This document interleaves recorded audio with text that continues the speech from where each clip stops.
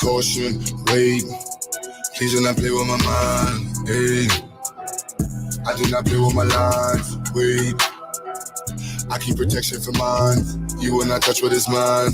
I do not play with my shine, caution, wait, please do not play with my mind, hey. I do not play with my lines, wait. I keep protection for mine, you will not touch what is mine. I do not play with my shine, caution. Look at my face, pay me respect, please do not play with my line. If you want taste, what you gon' get? Shit that gon' bury your mind. All that's at stake, where is my check? Need every nickel and dime. You play with my race, put you in check, to stop in the vision to climb. They mad that these niggas done woke up and now all our visions to go. Where is the bag to get us so caught up? Yeah, that is the mission and goal, staying on cold. Some of y'all doing too much, straight up be looking like hoes, never gonna grow. Can't count on you on cuz, most of y'all doing the most. Like this is a show, doing it for entertainment. Or you're doing it for clout, or you're doing it to sit at the table with crackers for words in your mouth. I don't play with enslavement, these are the days of the South. These days we play differently, this is what black empowerment's about. Wait, I said there's no time for no friends. Either you with us, against us, don't switch it, cause one of us dying to end. Hey, I'm keeping my eye on the lens, watching the ops despising the picture cause they wanna see the white end. Hey, caution, wait, these do not play with my mind. Hey, I do not play with my lines, wait. I keep protection for mine, you will not touch what is mine. I do not play with my shine, caution, wait. Please do not play with my mind, hey. I do not play with my life, wait. I keep protection for mine, you will not touch what is mine. I do not play with my shine, caution. Hold on, wait, see a black man doing great with black-owned businesses, building in a different state. Why you snakes wait in the grass, plotting on what you can take? Black money in the black bank, me. Black money is safe, protected, like it's heavily protected. If he ever feels threatened, then he go with lead and knock him off his check. Please check this. For the record, he can never be weak. Disrespecting any checking your cheek. Rep your set, he reppin' red, black, and green. Never fall, won't break. There's no limit to what I do for mine. But you so they don't take them up with the anger and hate up all of my ancestors combined. You wanna get one time? I keep it fully loaded, extended in the fully auto effing to keep you from crossing that gun line. You in violation. I ain't never shot a caveman. You be the first, I'ma give you this work. You get in the way of my occupation, yeah. Like I'm the boss and I don't like the way that you talking. This is my office, get permission before you walk in. The yellow tape across the door means caution. Wait, please do not play with my mind, hey. I do not play with my lines, wait. I keep protection for mine, you will not touch what is mine. I do not play with my shine, caution, wait. Please do not play with my mind, hey. I do not play with my line, wait. I keep protection for mine, you will not touch what is mine. I do not play with my shine, caution. Peace and Black Power, family. Peace and Black Power to everyone under the sound of my voice. Happy Monday. I missed you all. I was away last week, and with the family, I took out some much needed time, and so I was away with the family. You know how we are, the Warriors. We get burnt out sometime. We running, and so I needed to take some time out, just for myself and with my family, and so that's why I didn't go live last week. And you all know that I usually try to go live at least 2 to 3 times a week. I go live definitely on Sundays for the Read Book Club, and then twice out of the week, I try to make sure that I make contact with you all. But peace and Black Power to everyone under the sound of my voice. Uhuru, Sasa, freedom now. Peace to all of my audience family in the building. I see you, Queen Mother Virgo Venom. I see you, Queen Mother Amina. And I see the Queen Mother, A Beautiful Mind, is in the building. Peace to Brother Eric Jackson, Mac Tip. I see you, brothers. I see the Kings in the building. Peace to Brother Walter Sniper. I see you in the building, beloved. Peace and love to everyone. Make sure that you thumb up this video, family. You know the way the YouTube algorithm works. The more you engage the video, the more it shows up right on the YouTube algorithm. So make sure that you thumb up the video. Also, family, sharing is caring, right? If you really care, right, about all this bull crap that we being inundated with, make sure that you combat that with getting information out to the people. So make sure that you share this stream, family. So if you're on Twitter, tweet the link. If you're on Facebook, post the link. And if you're on other platforms, post it, family. Let's get the views up and let's get the information out to the people. I see you, Baba Gregory, in the building. Peace and love to you, Baba Gregory. I see Too Smooth is in the building. Peace and love to you. I see Mr. Pirate Brain is in the building. Shalom to your family. Peace and love to your family. Who else did I see in the building? I saw somebody shout out Brother Q and said that he was a dope principal. Where is it? I just saw the comment. His ghetto point of view. He said, yeah. Q is dope. And sending much love to Q Butter. Much love to Q Butter. He's going through a lot right now, family. His father transitioned last week. And he put up a beautiful post, a beautiful tribute to his dad on social media, and he called me when everything first went down, and he was distraught. All right. And so we want to send love and comfort to Brother Q Butter. He's doing some wonderful things for Black people by working with our youth. Ashe. And so he's putting on a science fair. He called me today, says he's going to push the date back. So we're looking to get it in sometime in June. We're looking at tentatively June the 10th, the weekend of June the 10th. So family, if you're in Brooklyn, if you're in New York, even if you're in the DMV or wherever you are, try to make your way to New York. It's going to be a beautiful sight to see over 100 Black children engaged in science, technology, engineering, and mathematics. All right. So Black fist in the air to you, Mac Tip. Peace and love to you. Trying to see who else is in the building. I see Brother Rob O is in the building. Peace and love to you, Brother Rob O. And so anyway, family, you see tonight's topic, and I won't be before you long, and I will drop the link in the chat just in case you want to come online, come on the panel and chop it up with your girl. But I need to get it in first before I open it up, all right? And so you see the title. I said, believe nothing you see or hear in the media. Believe nothing you see or hear in the media. We got to remember what a media is. Media is a plural word for medium, right? And so the media, plural, the media is plural, but medium is singular, but it's a medium, or it's a vehicle, or it's a conduit, right? Through which people project ideas. They project ideas, they promote narratives, right? They promote agendas, even though a lot of us like to say, oh, there's no agenda. Yeah, every organization and people have an agenda. So let's cut it out, all right? And so I titled this, Believe None of What You See or Hear in the Media, right? Don't believe none of this stuff, okay? And so you're saying, well, Dr. Maat, why are you coming online and talking about this? What is the motivation of tonight's discussion? The whole Tucker Carlson, he got fired. Remember, his text messages leaked a couple of months ago. I think about 3 months ago, his text messages were leaked. And so then he was fired. And then, Don Lemon, he just got fired. So it's a bunch of conspiracy theories going around about why he got fired. Some people trying to paint it as if he's pro-Black and he's married to a white guy. So let's cut that out. All right. Don Lemon upset somebody. That's what it was. Don Lemon upset somebody, but we're not going to sit here and act like he was fired because he was pro-Black. And I see a lot of pro-Blacks reaching right now. But if you go to Don Lemon's social media page, this brother is married. He's married to a white guy. Okay. So I don't want to hear that he's pro-Black and that's why he fired. That's why they fired him. He wouldn't go along. Cut it out. Cut it out. Okay. Because you're reaching. But anyway, Tucker was fired. And people are saying it's due to his text messages. I don't think at this point Fox News released a statement as to why he was fired. I know that he put out a video that has like over 1.8 million views addressing his firing. He didn't quite say too much about it, but he did address it in a 2-minute video, and I am going to play that for you. But Tucker, his text messages were exposed, right? This was a few months ago.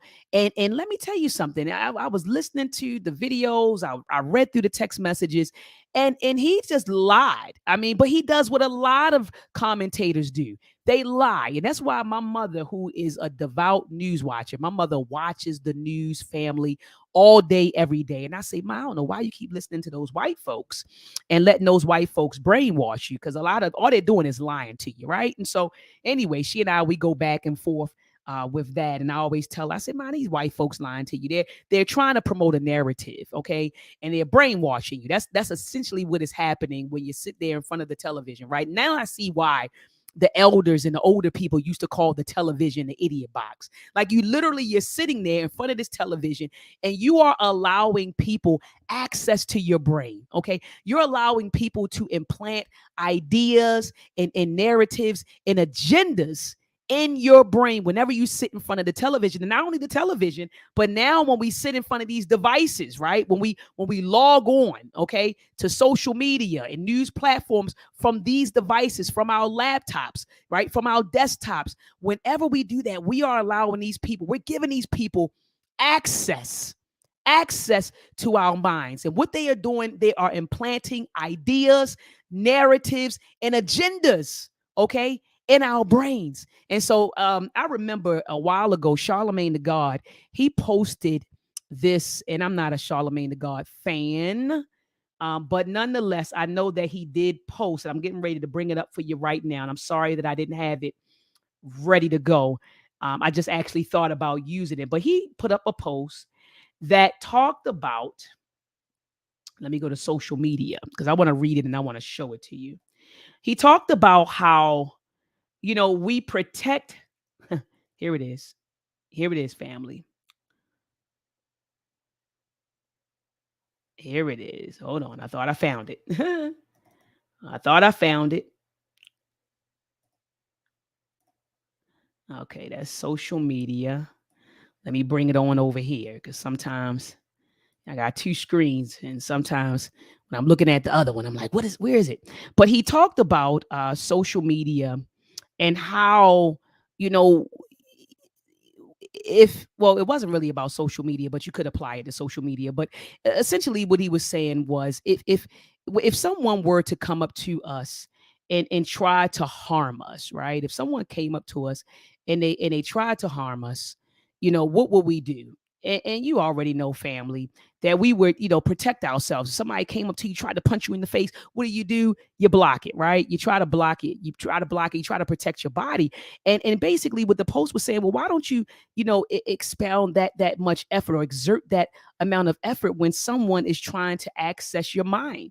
He was saying essentially that, we just hand over our minds to anybody, on social media, right? Like on media, like, so we don't protect our minds the way we protect our bodies, right? And that's essentially what the post was saying, if only I could find it. Hold on one second, family. Bear with me. Bear with me. Social. I actually read this to my students, so that's why I'm looking for the presentation. Yep, here it is. The effects of social media. Found it. Found it, guys. Found it, ladies and gentlemen. Hold on. Let me share it right now. Here it is. All right. And I have my students. I normally read this. You see this in a PowerPoint form because I do a presentation with them on social media and how it impacts their career. But nonetheless, this is the post that I'm speaking of. And it says, don't unintentionally hand over your freedom. It says, if a person gave away your body to some passerby, you be furious, yet you hand over your mind to anyone who comes along so they may abuse you, leaving it disturbed and troubled. Have you no shame in that? So it goes on further to say, instinctively, we protect our physical selves, right? We don't let people touch us, push us around, control where we go. But when it comes to the mind, we are less disciplined. Can someone put a check in the chat if you heard me? If you heard me, because someone put a check in the chat if you heard what that said, right? We're less disciplined when it comes to accessing our minds. So it says right here, we hand it over willingly to social media, to television, to what other people are doing, thinking, or saying. We sit down at work, and the next thing you know, we're browsing the internet. We sit down with our families, but within minutes, we have our phones out. Come on, family. Right? It says we sit down peacefully in a park, but instead of looking inward, we're judging people as they pass by. We don't even know that we're doing this. We don't realize how much waste is in it.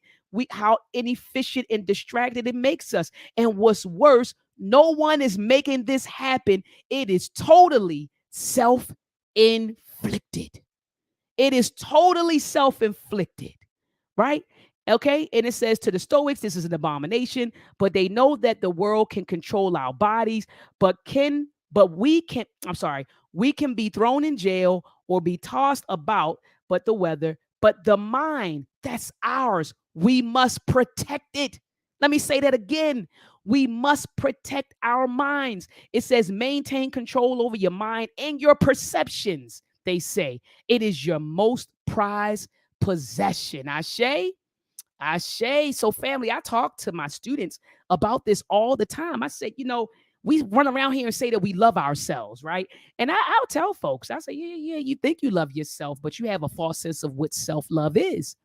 Well, see, when you love yourself, you're mindful, you're careful of what you put inside of self, right?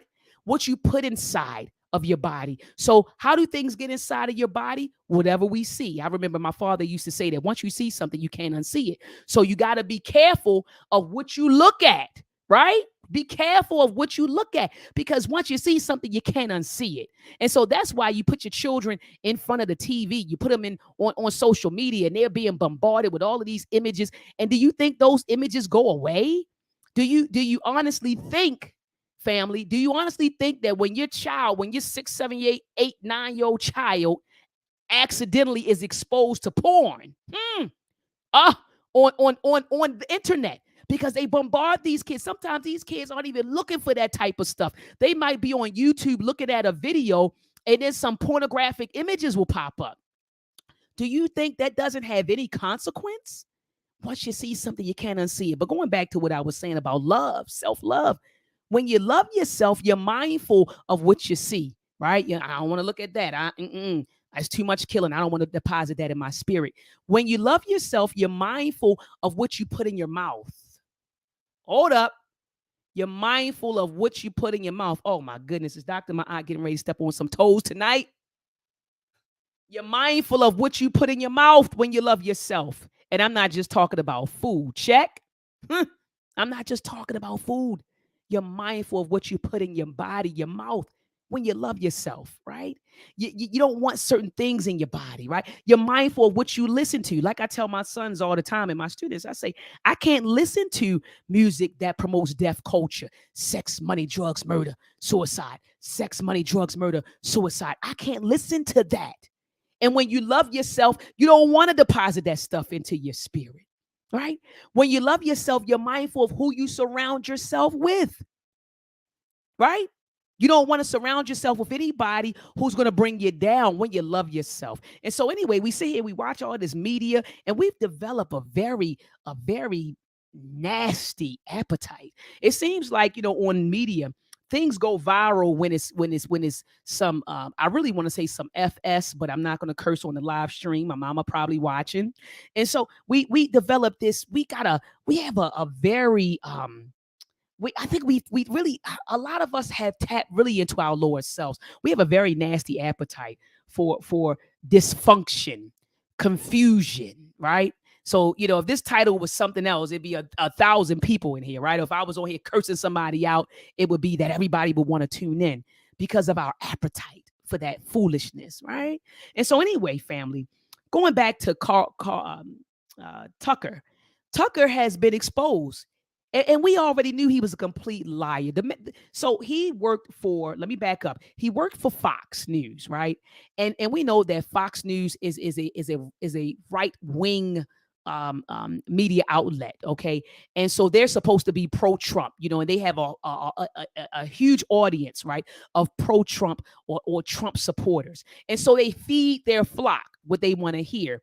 And so night after night, Tucker would get online and oh, nothing was wrong. I mean, he made excuses for January the 6th. He lied about, Trump's election. He went along with the narrative, or he was helping to spread the narrative. Tucker was helping to spread the narrative that that Donald Trump lost because it was rigged, it was stolen from him, and so he helped to spread that narrative. He also on January the 6th, he made a lot of excuses for them, and so he was supporting, he was promoting the pro-Trump narratives, right? And come to find out in these text messages, he couldn't stand Trump's guts. He said, I hate him. I can't wait until we stop talking about him. But he had to feed his flock. And guys, another thing that came out in those text messages, everybody at Fox News knew that Biden won fair and square. They knew that the whole lie, they knew that the narrative about the election being rigged and votes not being counted and Trump being cheated, they all knew. And I'm talking about, it was one executive that was on the text message thread that had been at Fox for over 20 some odd years. It was common knowledge at Fox News that Trump lost, and he lost fair and square, and that Biden won the election. And I'm not caping for Biden, by the way. I can't stand either one of the devils, but he won the election fair and square. Let's just call it what it is, right? And so everyone at Fox News knew this, but that is not what they were promoting to the American minds day in and day out, right? Which eventually led to January the 6th. So a lot of people want to blame Trump for January the 6th, and I do blame Trump, but I also blame media stations like Fox News, who kept spreading that. They were feeding and they were infuriating his followers, his supporters, and making it seem like, oh, America's in shambles, democracy is no more, the election got rigged. And so I blame the media for fueling that. The media was a huge part, family. The media was a huge part as to why January the 4th took place. I mean, January the 6th took place. Okay, it wasn't just Donald Trump. It was all of the right-wing media outlets who were running with the narrative that he was cheated. And now we see these text messages that come out. These people don't even like Trump. They're in Trump's pocket. See, Trump has a lot of power. See, when you have money in this country, you can buy media outlets, and you can use those media outlets to spread the propaganda that is of benefit to you. And so Fox News was in Trump's pocket, family. And so that's why. But when you read through the text message threads, Tucker Carlson's text message, he didn't even like Trump. He knew that Trump lost the election. He knew that. He didn't like him, couldn't stand him, and then some other things came out about Tucker Carlson. He would get online and present himself to be a man of integrity and, to be, a very objective type of sort of guy and a critical thing and all that other stuff. But then when you read the text messages, he's a cruddy guy. He has no respect for women. He's calling somebody who works on his team all kinds of bees. Hold on, guys. I'm sitting over here like, hold on, what was that? Hold on, guys. Okay, there it is. Okay, my phone was going off. I don't know why. It just all of a sudden started going off. But anyway, this guy is not a good guy. He presents himself in online on the media, in the media as a stand-up type of guy, but he's not. He's on the text message thread calling one of his co-workers all kinds of bees and stuff like that. And it kind of gives you a little bit of insight into the culture at Fox News, right? And so anyway, family, without further ado, I'm going to let Tucker speak for himself, okay, because he broke his silence on getting fired. He didn't say, hey, I'm fired, but, I'll let you be the judge of that. Here it is. Good evening. It's Tucker Carlson. One of the first things you realize when you step outside the noise for a few days is how many genuinely nice people there are in this country, kind and decent people who really care about what's true, and a bunch of hilarious people also, a lot of those. It's got to be the majority of the population, even now. So that's heartening. The other thing you notice when you take a little time off is how unbelievably stupid most of the debates you see on television are. They're completely irrelevant. They mean nothing. In 5 years, we won't even remember that we had them. Trust me, as someone who's participated. And yet at the same time, and this is the amazing thing, the undeniably big topics, the ones that will define our future, get virtually no discussion at all. War, civil liberties, emerging science, demographic change, corporate power, natural resources. When was the last time you heard a legitimate debate about any of those issues? It's been a long time. Debates like that are not permitted in American media. Both political parties and their donors have reached consensus on what benefits them, and they actively collude to shut down any conversation about it. Suddenly, the United States looks very much like a one-party state. That's a depressing realization, but it's not permanent. Our current orthodoxies won't last. They're brain dead. Nobody actually believes them. Hardly anyone's life is improved by them. This moment is too inherently ridiculous to continue, and so it won't. The people in charge know this. That's why they're hysterical and aggressive. They're afraid. They've given up persuasion. They're resorting to force. But it won't work. When honest people say what's true, calmly and without embarrassment, they become powerful. At the same time, the liars who've been trying to silence them shrink and they become weaker. That's the iron law of the universe. True things prevail. Where can you still find Americans saying true things? There aren't many places left, but there are some, and that's enough. As long as you can hear the words, there is hope. See you soon. Okay, Tucker. He said a lot of good stuff in there, but Tucker was a part of the lying machine, right? He was a part of that. Now you want to get online and start lecturing to us about the truth, and we already knew that is only one party. Like no one. Anyone read Blueprint for Black Power? Tell me in the chat, has anyone read the book Blueprint for Black Power, written by our great ancestor, Dr. Amos Wilson? Dr. Amos Wilson told us in his book, Blueprint for Black Power, that the Democrats and the Republicans are two wings on the same plane. That's all they are. So people will kill me with the right, the left, the medium, the middle, and all of this other crap, right? It's about maintaining racism and white supremacy. It's about white people maintaining their wealth and their power. That whoever sits in that office, because I know a lot of us, when Barack Obama sat there, I know family. I know his little mulatto butt, his little mixed mulatto butt, and no disrespect to mulatto brothers and sisters who identify as Black. Because I know some of them would be like, Dr. Maat, are you trying to take my Black card away from me? I identify as Black. Or you got the Afrocentrists and the Black power folks. Dr. Maat, one drop of Black blood makes you Black. Okay. He was biracial, right? A biracial president that a lot of us identified him as Black. We thought it was going to be different for Black people in America. But for those of us who were conscious, we said, no, he's just a figurehead, right? For racism and white supremacy. He's just a little bit of color. They just sprinkled a little bit of color, right? In the administration. That's all this was. It was definitely an agenda why Barack Obama got elected. He opened up Africa to European folks. I mean, can we talk about that family? So a lot of us were under the illusion that when we saw Barack Obama, it was about Black people and Black empowerment. No, we live in America. And in America, whoever sits in that chair, whoever sits in that position, whoever's in that position is about maintaining the dominance, the wealth, the power, and the dominance of white people. That's just the bottom line. And so anyway, Tucker's online now and he want to talk about being truthful, but he sat there on Fox News. And tell me, family, in the chat, how long he's been. Tell me in the chat, family, how long he's been on Fox. You guys can Google it. I don't know, but I know he's been on Fox News for quite some time. He lied.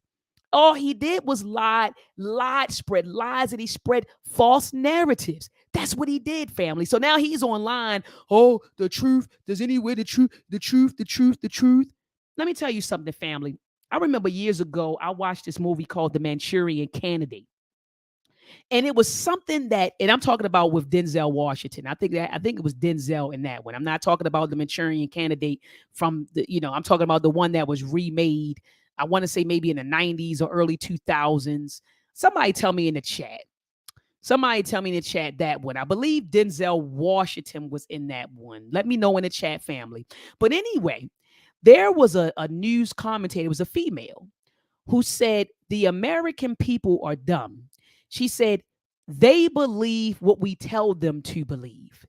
And I remember as in my early, and thank you so much, Queen Amina. She said he was there for 7 years. Tucker was on Fox News for 7 years. But tell me, guys, when did they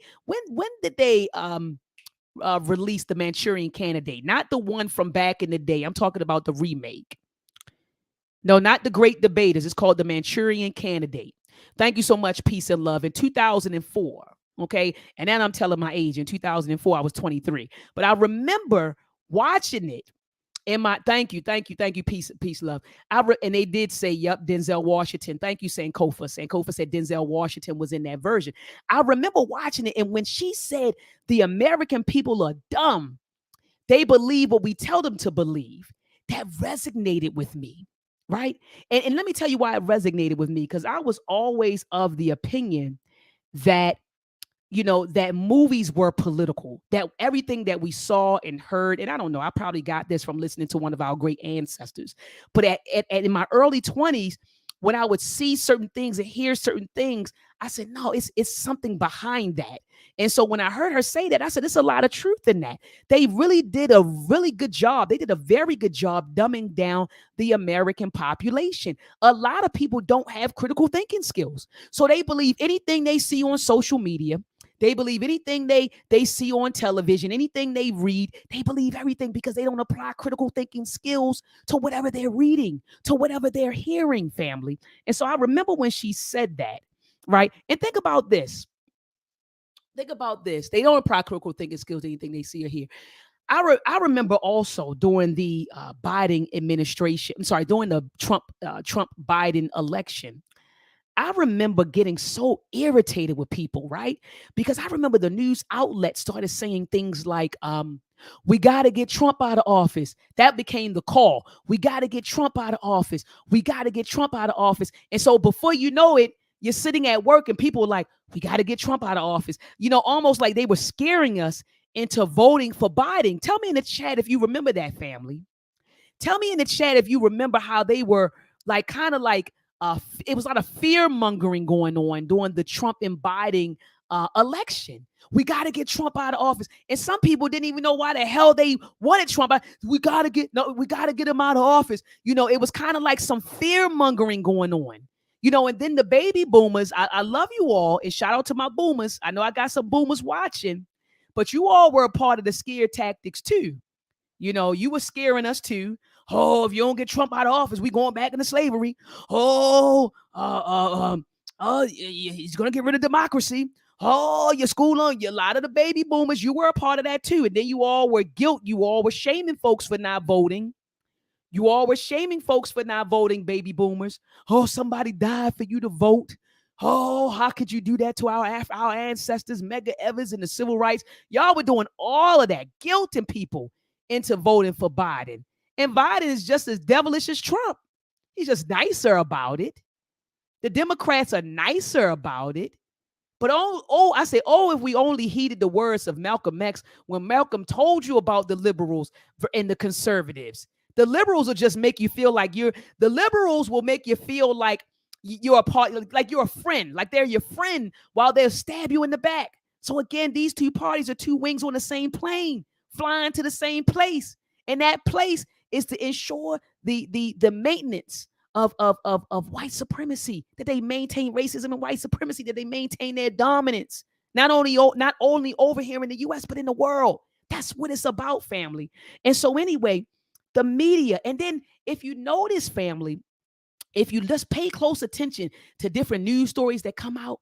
I was telling my mother one day I was sitting in her bedroom with her and she was flicking through channels and she went from CNN to MSNBC to ABC to NBC. And I said, Mom, did you notice that everyone is saying the same thing? Nothing is different. So all of these platforms, everybody's in cahoots. And that's why I titled this, Believe Nothing You See or Hear in the Media. Everybody is in cahoots, okay? Everybody's in cahoots. It's about implanting ideas and narratives in your brain to fulfill a particular agenda or agendas. That's what it's about. That's what it's about. And so anyway, family, I also remember when I was traveling the world and going to different places, I remember one foreigner told me, and I forgot where I was. I may have been in Paris or Germany, but this was like early 2000s. And I remember a gentleman telling, it may not have been Paris or Germany. It could have been Trinidad. I think it was Trinidad in 2004. And I remember a brother, it was Trinidad. It was definitely Trinidad. He said to me, he said, damn, he said, I know what's going on in your country more than you do. And that was true. He did. That's true. That's facts. And so anyway, family, I want to just bear with me. Give me about 10 or 15 minutes. I want to talk about the origins of media, the origins of propaganda. So I read this book. Family, get this book, okay? It's a short book, the Read Book Club. We read it and we talked about it. The Myth and Propaganda of Black Buying Power by Dr. Jared Ball. And Dr. Ball, he upset a lot of people. Let me tell you why he upset a lot of people. Dr. Ball upset a lot of people because a lot of us have been bamboozled to believe that Black people in America have 1.5 or 1.6 or 1.7 trillion dollars that we spend every year. And so what he did was, and shout out to Dr. Ball, instead of him accepting that, and I think at the time that he wrote this book, people were going around saying that that Black people had the buying power of $1.2 trillion at the time that he wrote this book. But I think it's now up to people saying 1.6 or 1.7. It goes up every year, family. But Dr. Ball, instead of him accepting that idea or that notion, he put his critical thinking cap on. Remember when we were all in second grade, they say, put on your thinking cap. Do you all remember that? Put on your thinking cap.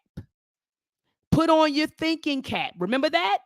Well, Dr. Ball put on his critical thinking cap, and he traced the origin of the idea that Black people have the buying power of $1.2 trillion. And it went all the way back to Robert Johnson, who at that time, I forgot if he owned Jet or what. I want to say it was Jet. You all can correct me if I'm wrong. But it was Robert Johnson. And what he was doing was lying to white advertisers and lying to white advertisers and telling them that we had, this buying power of billions of dollars. It was billions at that time. It was billions at that time. Okay.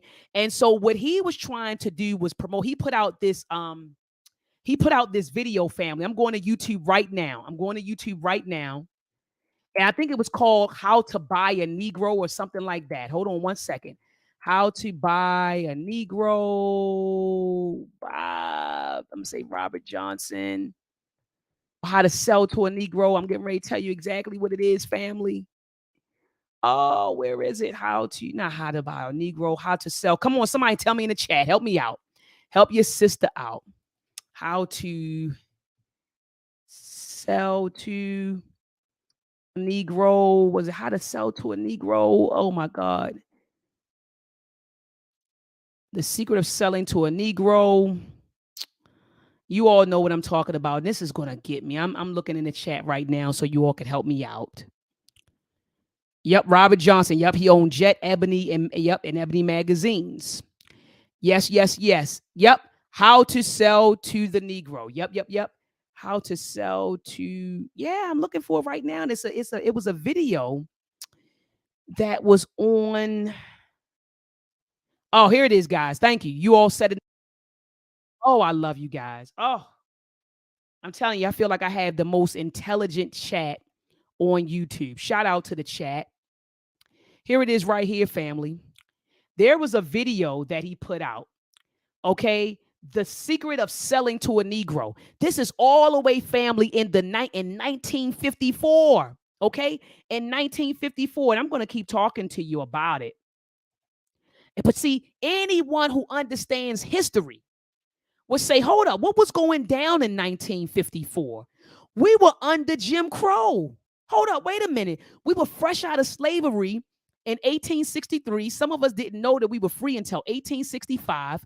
We experienced Reconstruction for 12 years. And then right after that, we were re-enslaved in an era that we call Jim Crow. And you mean in 1954, Black people had billions of dollars to spend? Hold up, y'all. Hold on, y'all. I want to say that again.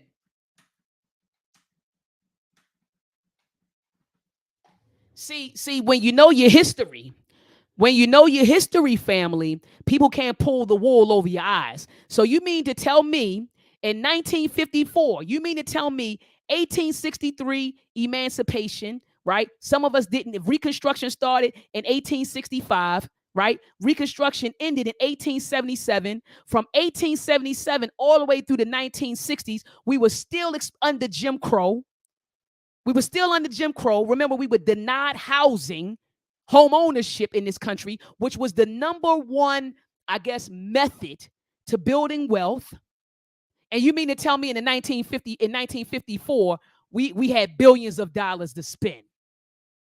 See, when you know your history, people can't pull the wool over your eyes. So he came out with this video. Look at his family. He was trying to look at this. This is how he said black people were living. Oh, you better read the book, The Color of Money. You better read the book, The Color of Law, that talked about how black people were locked out of the housing industry. Look how he's showing black people. This is how we were living in 1954. In 1954, this is how we were living. And I'm not saying that some of us weren't living well. That's not what I'm saying. But that was not the majority of us, family. That wasn't the majority of us. They were lying. Black people were locked out of the housing movement. Housing market. We were confined to ghettos.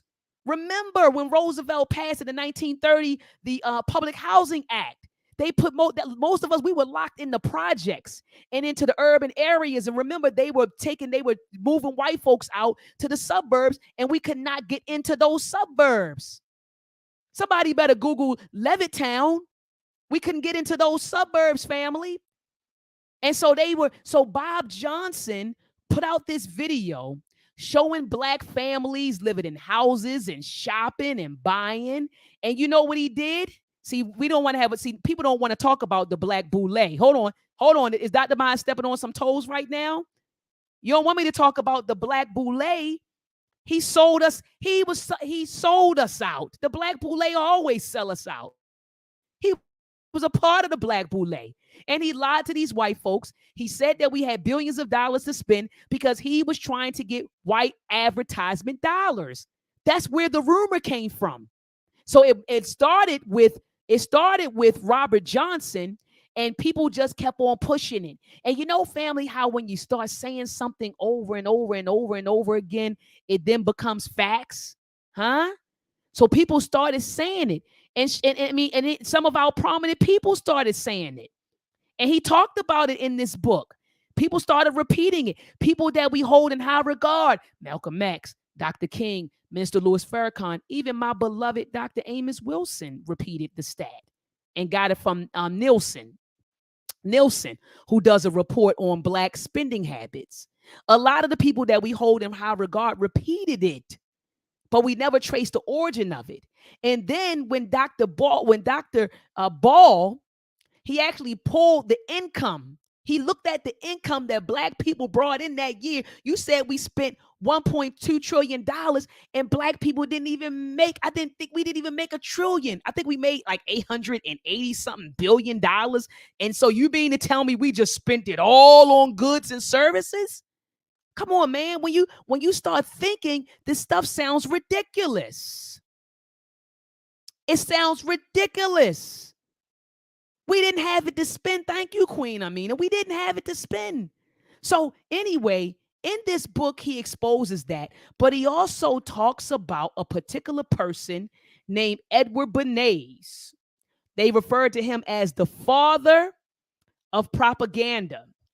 So it says Edward Bernays, he says he rebranded propaganda as public relations after World War II to divorce the latter from its connection via the war to Nazi Germany. It says was fast developing a post-war method of rebranding the concepts of capitalism and democracy as being inextricably linked. So what Edward Bernays did after World War II was then rebrand capitalism and democracy. Remember, they were trying to push capitalism and democracy on everybody, right? And they used the propaganda machine to do that. So it says his position as a leading corporate marketer and nephew to Sigmund Freud situated him perfectly as one interested in his uncle's study of mass psychology to use that research to manipulate people into becoming good consumers, right? It says perpetually unhappy and unfulfilled. Bernays understood the power of public opinion and that it should be those who made him rich. He understood the power of public opinion and that it should be those who made him rich for promoting theirs who should wield such power. He also understood the need to target emotion, not logic, to get the best results. These people study you. They study the psychology of people. So anyway, it says the creation of a citizen consumers required his post-World War II work to conceptually collapsing into one, capitalism, democracy, right? It goes hand in hand, right? We live in a free society. You're free to spend your money how you a capitalism and democracy. It says once capitalism as an idea was wedded forever to democracy, the new arrangement meant consumption would not only bring the promise of self-fulfillment, but will become an implicit expression of patriotism and freedom. Shopping meant being free, and being free meant shopping. Oh my goodness. So it goes on to say that Bernays understood, and family that's coming in, I'm reading from this book, The Myth and Propaganda of Black Buying Power. I'm talking about Edward Bernays, the father of propaganda, the person who was responsible for rebranding capitalism and democracy after World War II. So it says Bernays understood the true meaning of buying power. It says without the use of the phrase itself, Bernays recognized that the role of the majority was to be ruled by an elite few whose power would be administered through messaging. And in this case, specifically targeted the militarily precise advertising designed to ease the transfer of money upward and outward. Propaganda, he argued, should be incorporated into every facet of society, from education to politics, arts, science to social service. Didn't Dr. Maat put as a title, believe nothing you see or hear in the media? It says the more freedom democracy promoted, the more propaganda was necessary to assure that freedom be defined along carefully prescribed parameters. And he could not have been clearer. All right. It says Bernays insisted there be commercial influence over education. And you might say, damn, propaganda and education? Yes. Yes. It says Bernays insisted there be a commercial influence over education and a continuity of propaganda from boardroom to classroom and back again, leaving no spare moment for independent thought to occur. Did you just hear this, family? This is the guy, Edward Bernays. Edward Bernays, family. This is the guy who rebranded capitalism and democracy. He wedded the two. So to be free meant to sell your money, to make money, to sell money, to spend money, right? And he said that propaganda should be in every facet. So they want to control every facet of life. And he said, put it there. He said, leave no room for any independent thought. Shout out to my independent thinkers. I told my students at Morgan, I said, there are three things that I strive to do every day. There are three things I strive to do every day, family.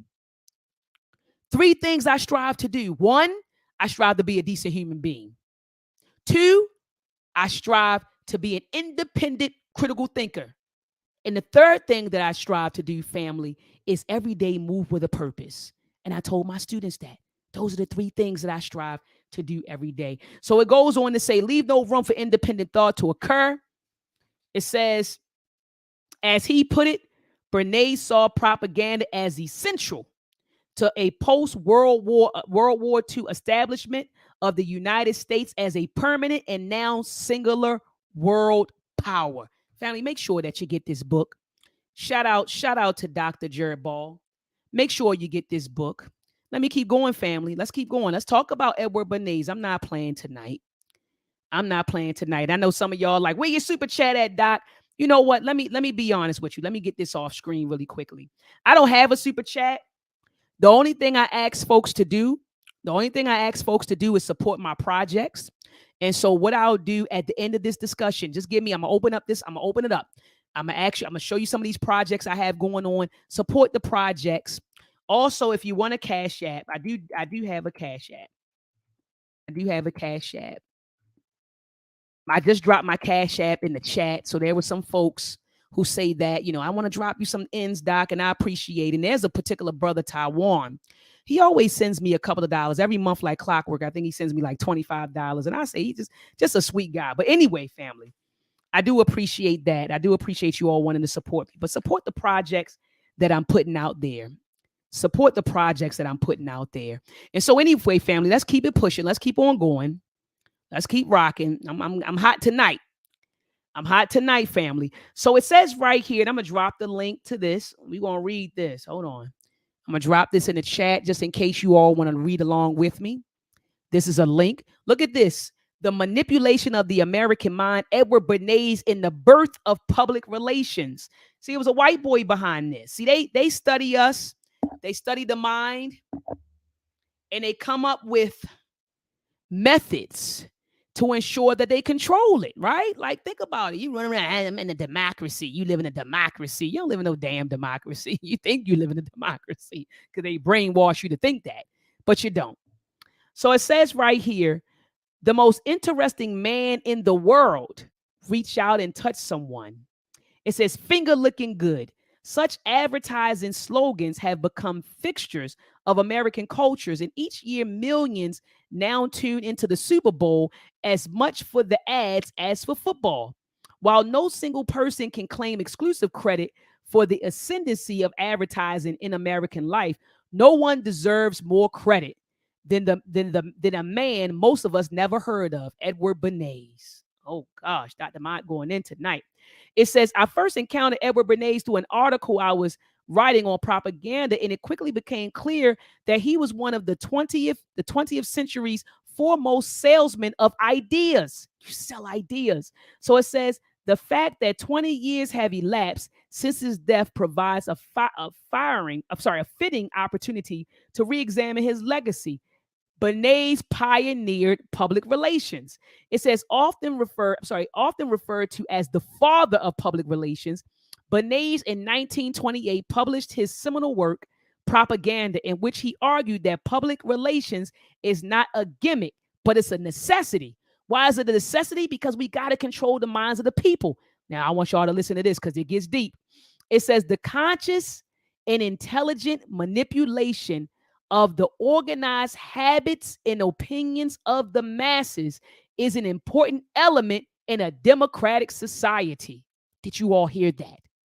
Conscious and intelligent manipulation of the organized habits and opinions of the masses is an important element in democratic society. Those who manipulate this unseen mechanism of society constitute an invisible government, which is the true ruling power of our country. Wait a minute. Let's read that again.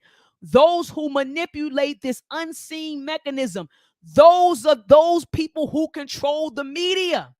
So it says of the society, they constitute an invisible government, which is the true ruling power of our country.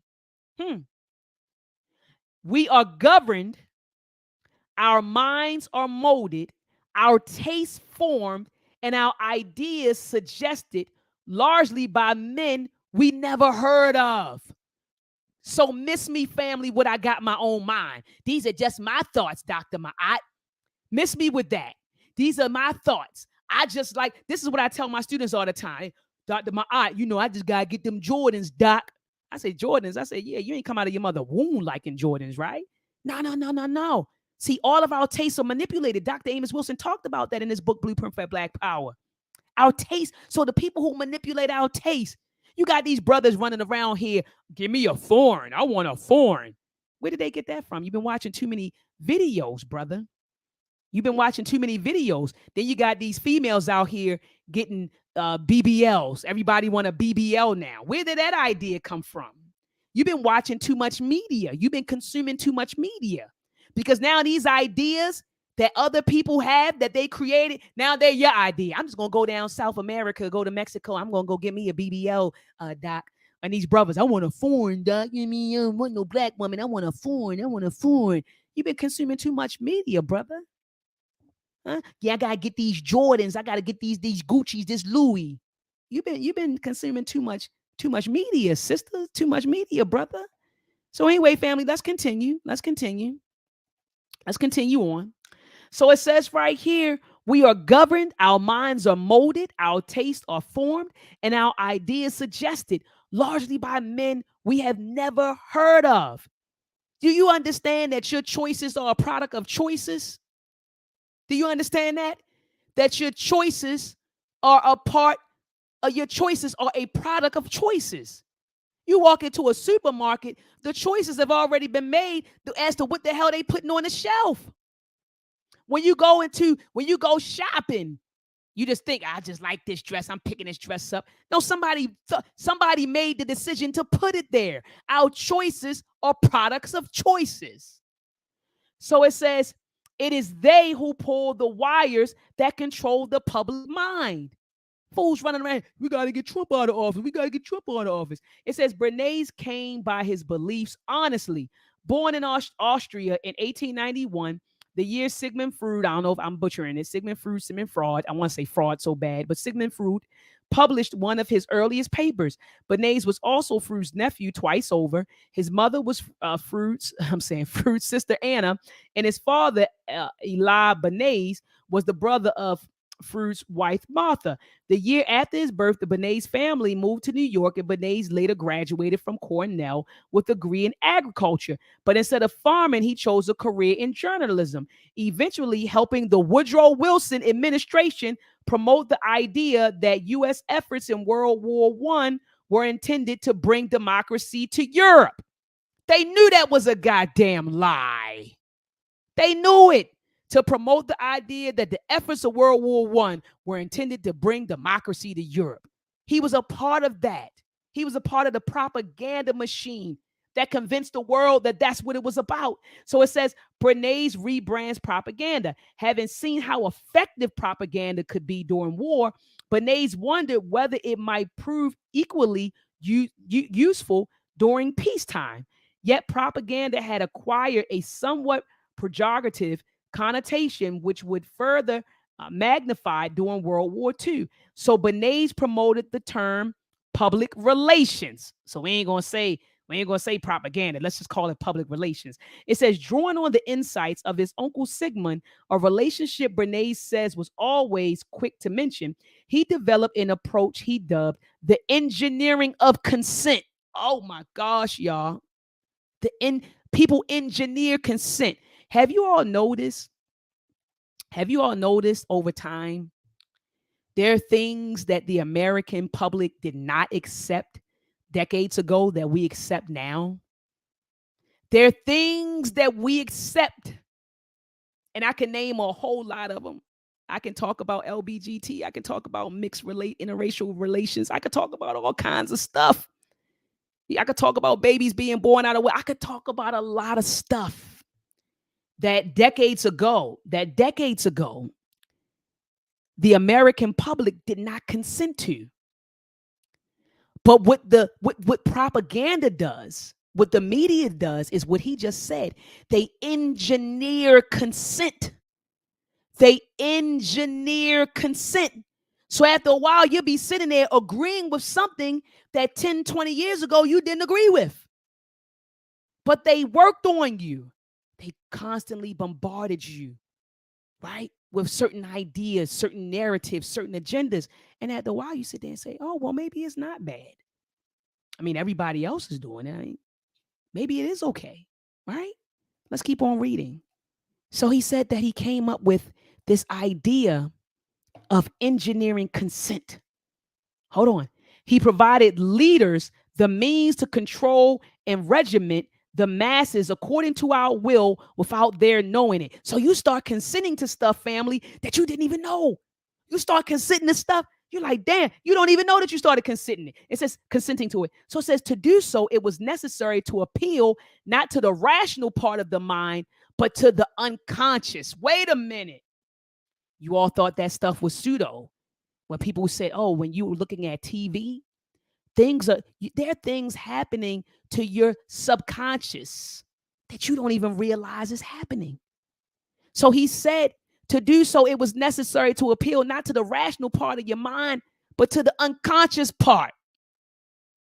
So it says Bernays acquired an impressive list of clients ranging from manufacturers such as General Electric, Procter & Gamble, and the American Tobacco Company, to media outlets like CBS, and even politicians such as Calvin Coolidge.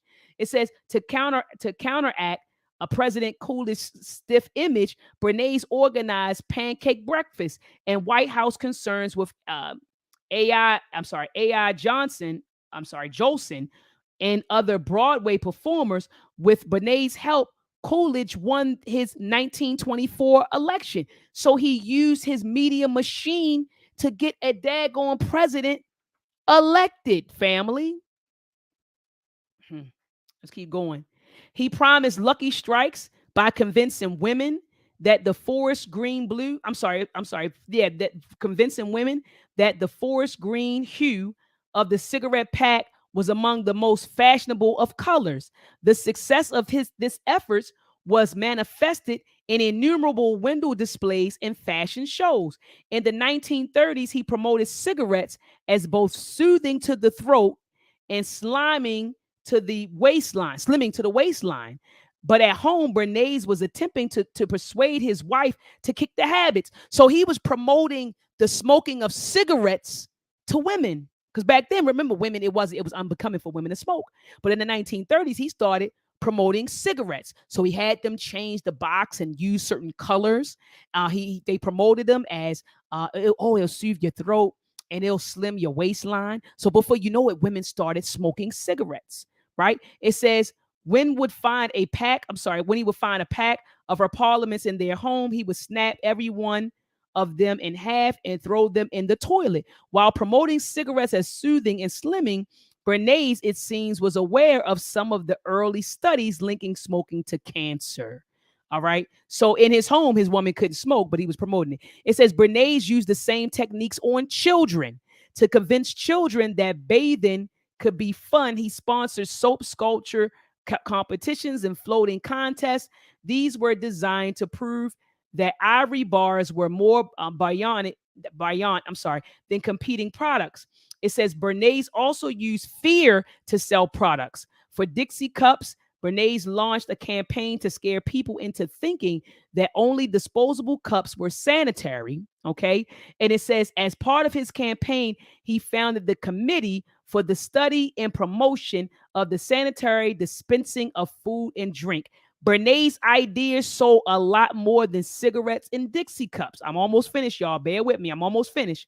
It says, even though Bernays saw the power of propaganda during war and used it to sell products during peacetime, he couldn't have imagined that his writings on public relations will become a tool of the Third Reich, or I think it says Reach. It says in the 1920s, Joseph Goebbels became an avid admirer of Bernays and his writing, despite the fact that Bernays was a Jew. Bernays was a Jew. But when the Jewish, I better not say nothing, because they'll be like, let me take the live stream down. They'll take the live stream down. Family, right now, thumb up the video, family. Thumb up the video. Thumb up the video, family. Thumb up the video. Share this stream. Let's get the views up. We got all the way up to 110. Let's get it all the way up to 200. I think we're back down to 90. Let's get it up, family. Let's get the views back up. Let's get the views back up, family. Thumb up the video. Let's roll. So it says that he was a Jew. Bernays was a Jew. So it says when Goebbels, I'm just calling it Goebbels, became the minister of propaganda for the Third, I'm going to say Reach, he sought to exploit Bernays' ideas to the fullest extent possible. For example, he created for a cult around Adolf Hitler. Bernays learned that the Nazis were using his work in 1933 from a foreign correspondence from Hearst newspapers. He later recounted in his 1965 autobiography. Hold on, let's see what he says. He says, they were using my books as the basis for a destructive campaign against the Jews of Germany. This shocked me, but I knew any human activity can be used for social purposes or misused for antisocial ones. Let me read that again. That was powerful, family. That was powerful, family. He said, this shocked me. He said, but I knew any human activity can be used for social purposes. Some people are thinking about Neely Fuller right now, aren't you? The 9 areas of human activity. Huh? Could somebody throw that in the chat for me? The 9 areas of human activity. Any area of human activity can be used for social purposes or misused for anti-social ones.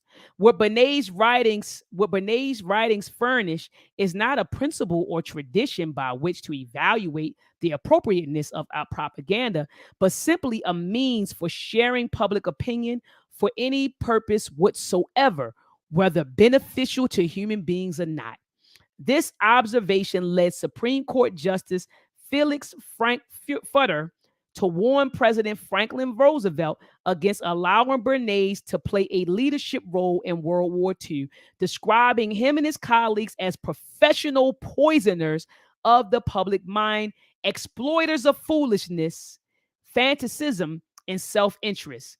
Today, we may call what Bernays pioneered a form of branding, but at its core, it represents little more than a particularly brazen set of techniques to manipulate people to get them to do your bidding.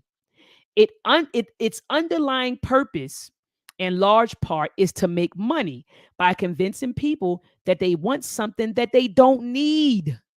How many of us have a whole bunch of crap in our houses, in our closets, in our bedrooms, in our kitchens that we don't need? Our children got a bunch of junk that they just don't need. So it says, today we might call what Bernays pioneered a form of branding, but at its core, it represents little more than a particularly brazen set of techniques to manipulate people to get them to do your bidding. Its underlying purpose, in large part, is to make money by convincing people that they want something they don't need or do not need. Bernays sought to turn citizens and neighbors into consumers who use their purchasing power to propel themselves down the road to happiness. Without a moral compass, however, such a transformation promotes a patronizing and ultimately cynical view of human nature and human possibility, one as likely to destroy lives as to build them up. Family. Oh my goodness. And let me tell you another thing that Dr. Ball talks about, what Edward Bernays and them did after World War II. So remember, the United States was going around promoting democracy, right? Freedom for all and democracy and capitalism and all of this stuff. So the rest of the world was like, wait a minute. The rest of the world said, wait a minute. Look how you treat your blacks. Look how you treat the blacks in your country. You run around here telling us how we need to operate and telling us to fix our morals and we need to adopt what you're doing over there. But look how you're treating the blacks. And so another thing that they used to do was send over black celebrities to other countries. And they would say, see, this is how the Negroes in America are living. And we weren't living like that. But this is how the Negroes in America are living. Look at them. So they would send black celebrities to foreign countries. So when they were trying to spread democracy and capitalism and stuff like that, they used black celebrities. No different, family, than they use black celebrities today, Ashe. No different than they use black celebrities to promote certain agendas. They do the same thing. See, there's nothing new under the sun, family. So anyway, family, I'm going to drop the link in the chat. Come on in and share your thoughts about tonight's discussion. I know I kind of went ham. I went ham for an hour. But I want you all to come on in. Come on in, family. Tell me what you think. I just dropped the link in the chat. Tell me what you think about tonight's discussion, the manipulation of the American mind. They do it, family. They do it. So that's why I said don't believe anything that you hear. Don't believe anything that you see, without doing your due diligence, without putting on forget the thinking cap, your critical thinking cap. All right. Brother Kamasi, peace and love to you, brother. I see you, brother. Go ahead and speak your speech. Oh, wow. You on fire. You have no idea. Peace, Dr. Maat. You talking? I'm a brother that been talking about the television. I've been telling people to get off television, stop watching these. Do you mind if I curse? I won't if you don't want me to. Yeah, no, you can speak your speech, but just don't do a lot of it because we don't want them to cut the string. I ain't gonna do a lot of it. I'll just say I'll say it one time. Go ahead. I'll just say this one time. I've been telling people for years to get off television, stop watching these mindfuck movies. You're talking to a brother who been off television for about 30 years. When I became conscious and started reading and finding out what's going on, I couldn't watch television no more because I could see I just, it was obvious, the mind manipulation. And to this very day, for about 30 years, I've been watching our people just under heavy mind control, right? I've been knowing about Edward Bernays. And I've done the research. So I'm to hear you saying it, it's just, you just don't know, Dr. Maat. It does something.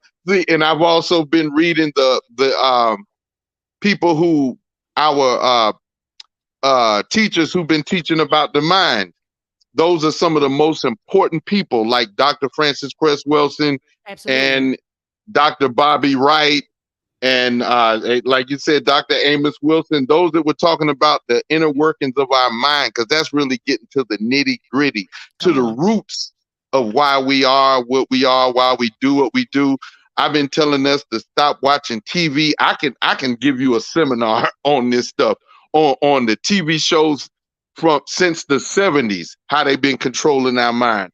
And I can tell you this right off the bat, that they've been controlling the image of Black men and women, since television. Television has always given us a false depiction of ourselves. Absolutely. They have, the old shows in the 70s, the way they make the Black man look, he just looks like, and you might not remember those old shows. I don't know how old you are, Dr. Maat. Sanford and Son, and I'm with you. Yeah, the Sanford and Son, Good Times. Yep. Moving on. Yeah. I grew up watching that stuff. I'm an early 80s baby. I was born in 81, so I grew up watching that type stuff. Okay, that stuff. We watched all those shows because we wanted to see a Black person on television. Absolutely. But in retrospect, those shows were horrible. And I'm going to tell you why. Because, let's just take Good Time, for example. A show like Good Times, and all they showed you was bad times. So that right there is a mind screw right there. A show called Good Times, and they was always in the ghetto, in them Cabrini Green apartments, never could leave. Never ever showed a single episode of the Evans family in Hawaii. They never went nowhere. Every episode was in the drab apartments, and think about every man on the show was no good, with the exception of James. Right. But other than James, every other man, like from Sweet Lenny to Balderman Davis, and the man who was fixing their stuff, nobody respected him. They called him Buffalo Butt. Rerun, Dwayne.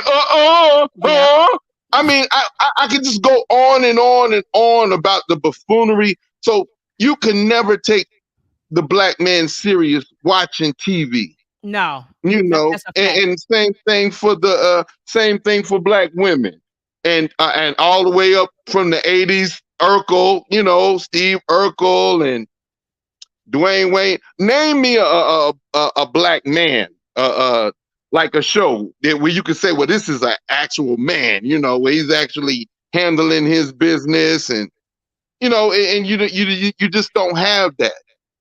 Facts. You don't have they remove power from us. We don't have power. We don't control anything. It's been 100% a mind screw. I'll just keep using. I know what you want to say. I know what you want to say. It's been one big mind. I know exactly what you want. I know the exactly whole time, and same thing. It goes with the music. This music. I think that we should. I think a band of us should get together to really put a stop to this music the way it's been on the outlet. I remember back when the PMRC, remember back in the days, I think that was in the 90s, kind of like in the 80s, PMRC, Tipper Gore, and all of them. Remember that? They were You got me on that. You got me on that. You got me on that. Oh, okay. Okay, well, there was a period where they were coming out against, let's see, Al Gore's wife, Tipper Gore. And yes. They formed a PMRC, and they were talking about the lyrics and rap music were bad and misogynist and all of that.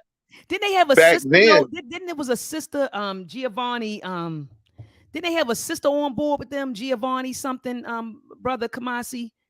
The sister I remember was Dolores Tucker. Oh, it wasn't Nikki Giovanni. It was Dolores Tucker. Nikki Giovanni might have been speaking about it too, but I remember in the media it was Dolores Tucker in particular. Okay, it was her. Okay. I remember it was a sister, but go ahead, brother. I'm listening. And even Tupac put her name in one of the songs, Dolores Tucker. But at the time, I thought that, well, we thought, oh man, they just trying to come down. They just trying to stop rap music. They trying to come down on us and all of that. And even Reverend Calvin Butts, if anybody remembers him, I remember even Dr. Collins spoke about him. Mm-hmm. But you know what? At the time, I thought that they were just coming down on black music. They really just trying to stop. But in retrospect, they were correct. Yeah, they were. They were correct. We should have been regulating it. And look how it's gotten out of control now. Right now, I mean, shoot, you talk about the internet. I mean, shit, rap music, you can hear just about anything. I mean, children are exposed to anything and everything, talking about fellatio, and they rap these lyrics. I remember, one time when I used to do rideshare, I would pick up the parents and the children. Now, the children would be in the back seat, saying the raps. The parents are kind of oblivious. Like they're rapping about fellatio and all kind of stuff, and these are young children. I'm like, man, this is, so the whole thing is really going out of control. We accept the gender bender agenda is what I call it. They call it LGBTQ. Gender bender. Go ahead. Yeah, whereas years ago we wouldn't have accepted that. We totally accept it now over the years because they've been working on our minds slowly but surely through these different mediums, television. So now we totally accept the gender bender. Now we accept the unacceptable. Now all kind of unacceptable things are going on that if you would have told us back in the 60s and 70s, we would, if you, like for instance, in the 80s, if you would have told me, man, they're gonna have dudes, they're gonna have what they call men in drag. We would call it in drag. We didn't use the term transgender back then. Mm-hmm. That men in drag gonna be competing with, they're gonna be able to play in women's sports as women. I'd be like, nah, man, you crazy. They would have laughed. Laughed. But Dr. Frances Cress Welsing, when I think it was either her or Nellie Fuller, one of them said that black men are gonna be wearing dresses. People laughed at them. Remember, they laughed at Dr. Nellie Fuller. They laughed at Dr. Frances Cress Welsing. Oh, she don't know what she's talking about. Men wearing dresses. Oh, she don't know what she's talking about. He don't know what they talking about. But they were right. I mean, their predictions were accurate.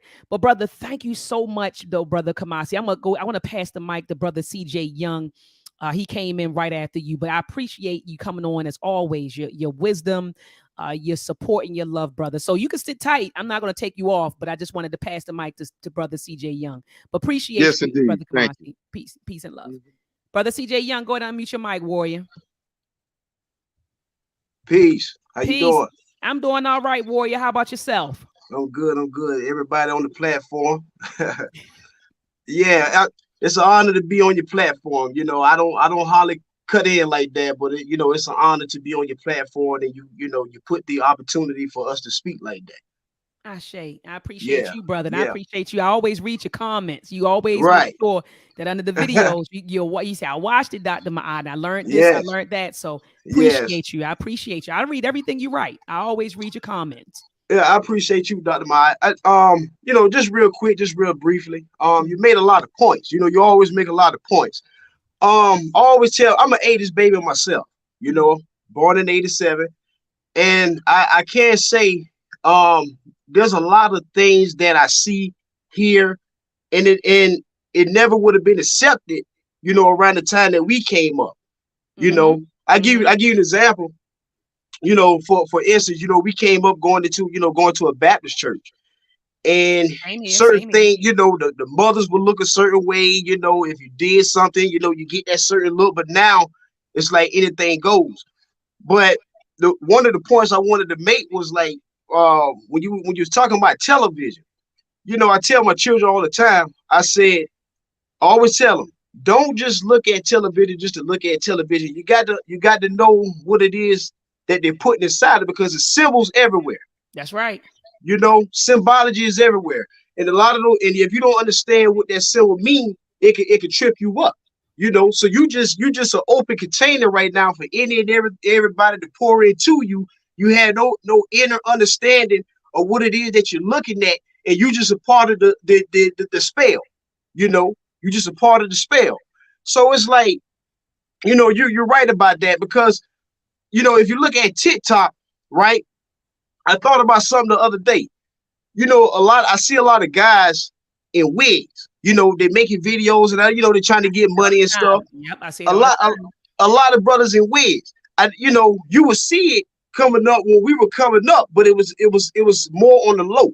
You know what I mean? So now I'm like, you know, everybody is comfortable with putting it on. You know, so when it comes to that, brother, let us say he want to go to Hollywood. It'll be easy for him to go into Hollywood, because that's something, you know, that he already done. He put himself in that position. You know, it's easy for him to accept, is what I'm trying to say. Absolutely. You know, I exactly what you're saying. And you know, they use the celebrity. You know, Martin made it cool. I know a lot of us love Martin. Martin made right, it cool with Shanae. right, You get what I'm right, saying? Eddie right, Murphy, he made it cool. You know what I mean? With right, right, Morbid and him impersonating women. It was a lot of those celebrities, you know, right, that made it cool for men to put on the wigs and the dresses and stuff like right, that. You get what I'm saying? right, right, And then the rappers, you know, and right, basketball players, athletes, and stuff like that. right, And so, yeah, right, absolutely. right. And understand it, because I came into consciousness. I want to say I started waking up around 2019. That was the time around the COVID, and so I really had the opportunity to really sit down and just look at things from afar. You know, because everything was, you know, prior to was moving fast. You know, we're moving real fast. You know, and so when I had the opportunity to sit down, I didn't know a lot of history. You know, so it's almost like I just started getting into it. And the more I dig, and the more I start seeking, I start seeing a lot of stuff. Mm-hmm. But when you open up your mouth and say, hey, this is what I see, a lot of people don't want to hear it. You see what I'm saying? A lot of people don't want to hear it. They're not receptive. So I say, you know what? I know I see it. So let me make the change. Let me make the change. Mm-hmm. But being that I have children, you know, it bothers me when I do see a lot of stuff like that, because, you know, they got to come up behind us, you know. So I try to make it my business to try to pour into them and tell them the things that they need to know, so that when they get my age or older, they won't depart from it. That's right. You know. So I just wanted to say that a little bit. I know you got brothers and sisters that's coming. That's why I wanted to keep it brief. But I appreciate you, Dr. Maat, for your time. And, no, I appreciate you, brother. I'm up here listening to your build. I appreciate you, brother. Okay. You. All right. Well, peace and love. Peace and love to you, brother. All right. I see Mr. Mike. Mr. Mike, go ahead and unmute your mic, man. You have the floor. Hey, peace and love, Dr. Maat. Can you Peace hear and me? love to you. Peace and love to you, brother Mike. I hear you loud and clear. Yes, man.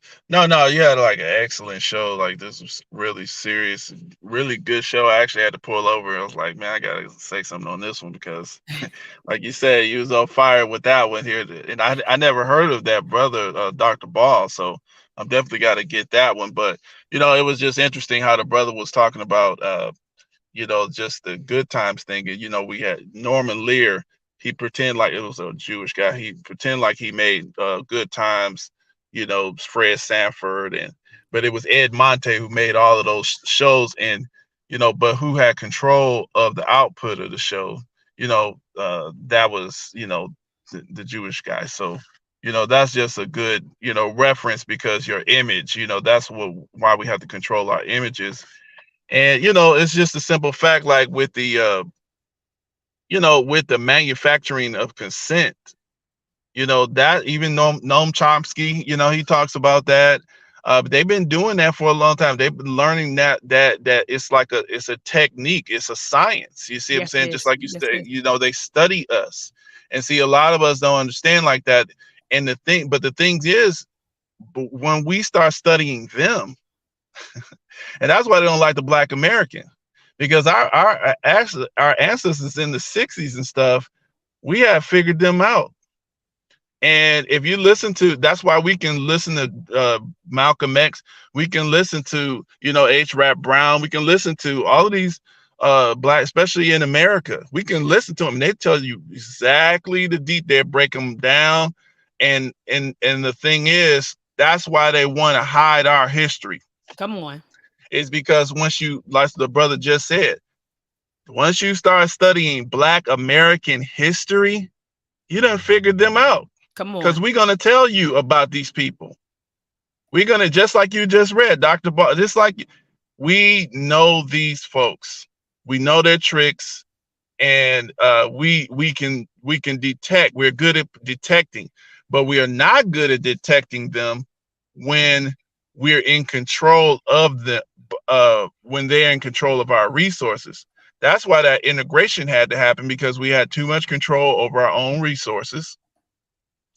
And we didn't have to depend on them.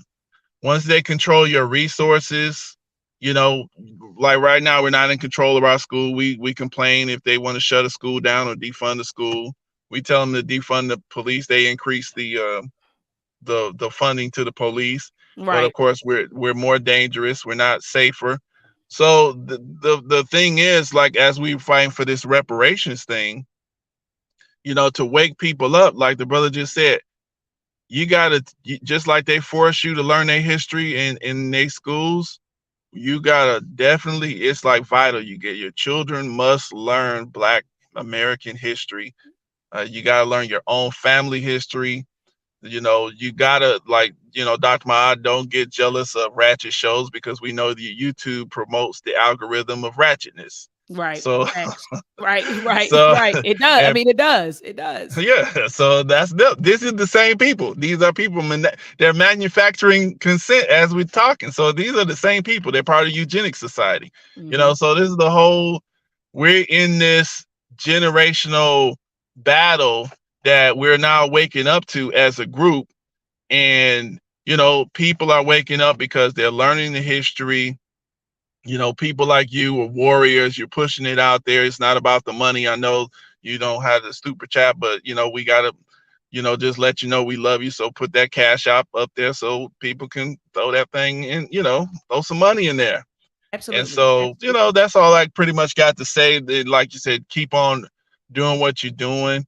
I share. We all should be sharing it. Like I said, resisting these people, learning our history. It's going to open your eyes, because you're going to see the patterns, and, making sure that you make sure, because you're not going to get away from, because we're in control of they control our resource stuff. Mhm. So they give us just enough so that we don't go crazy and tear all their stuff up. That's what they learned. See, that was what the movie The Matrix about. Some of they can put their messages in their movies. Just like yeah. Keep So going. that's You said just like the who. Say it. So go ahead and expound on that. You said just like the Matrix. And Yeah, then it's just like how one of the I forgot who did it inside the Matrix. He said this. He said, you know, we once tried a Matrix form, but you're primitive people. They were trying to interrogate Morpheus. They was trying to get Morpheus's brain waves to match their brain waves so that Morpheus would sell out and tell them everything they wanted to know and reveal the location of the coveted city Zion, which was the real people. And you know, so they, as they were interrogating him, you know, one of the main agent, Mr. Smith, he was telling him, he was like, we tried this perfect world, but you guys kept rejecting it. So you know, you rebelled against it. So this is what we came up with this matrix. It keeps you guys in line, basically.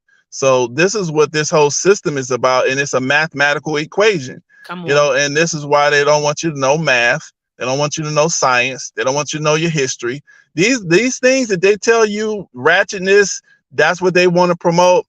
That's so your keys to unlocking, you know, the resources control of the universe, basically, is all of these things that this society is trying to keep you from. Facts. That's it. Yeah, so that's the main thing I wanted to say. And like I said, the last thing I want to end off is just say, you know, as we fighting with our reparations, we got to know what to ask for. So we got have enough people to be woke to know, like, look, to stop this thing, it's going to start with the money, but the end all be all is we need our territory that we control. We run it from top to bottom, outlet to the sea. And that way, because they're going to eventually, you know, we know these people, whatever they promise us, they're going to renege on it after a while. You already So know. we got to be in a ready position to defend ourselves, you know. So that's all it is.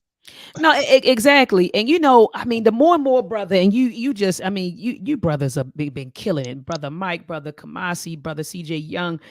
But when you just said fight, and I can't discuss everything that I would want to discuss publicly. You know, people take sound bites and call your job and all kind of foolishness. Oh, she's promoting, you know, but what I've noticed, and I'll just say this, I've been reading a book called Flight to Freedom. Matter of fact, let me go off camera really quickly. I want to show the book. Hold on one second. Show the cover of the book. I've been reading this book right here, brother. It's called Flight to Freedom by African Runaways and Maroons in the Americas, I'm sorry, by Alvin O. Thompson. And it's a pretty good book that talks about, Maroon history. It focuses primarily on marooning in the Caribbean. Okay, the Maroons of the Caribbean, you know, Latin America, South America, and stuff like that. But anyway, what I noticed when I was reading this book, and I remember it wasn't H. What was the brother? Who was the brother, guys? Remind me of the name of the brother. And Kumasi probably know his name. The brother that was in prison in California. Oh my goodness, they killed Tookie Williams, not Tookie, George. George, what's his name? Kumasi. George Jackson. George Jackson. Okay, the Black Gorilla family. Yeah. George Jackson. Now I understand him. You know, when I first started reading some of his stuff, oh my goodness, I got the book behind me. When I first started reading, I said, man, I don't know, man. The stuff he was talking about, I was like, man. But what I'm learning, brother Mike, because you said we're gonna have to fight for it. What these Maroons did, they fought and they were willing to fight and they were willing to die to get what they wanted.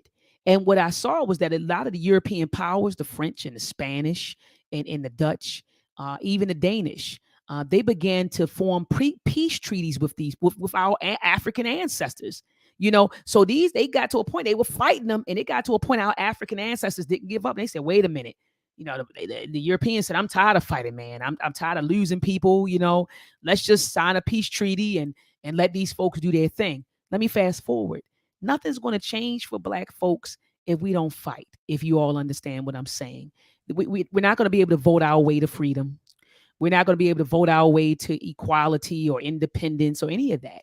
We're going to have to take it. And I know it sounds harsh to hear, maybe, because some of you I want to vote, and I think that we can vote our way, you know, to get what we want. But I'll just say that our African ancestors, right, who established their own areas, their own territories, right, and independent communities, independent of the authoritative state of the dominant society, they fought and they died for that. And I don't think brother Mike, is a lot. Not gonna say I ain't gonna quantify, but what I'll say is it needs to get to a point where enough of us are willing to die. Some people are scared to go to jail. People are scared to die, right? And so, we got to get to that point where we become fearless, and take it. And so it got to get to that point. And I don't know if enough of us are there yet. A lot of people still believe in the system. They believe that we can vote our way out of things. We can pray our way out of it.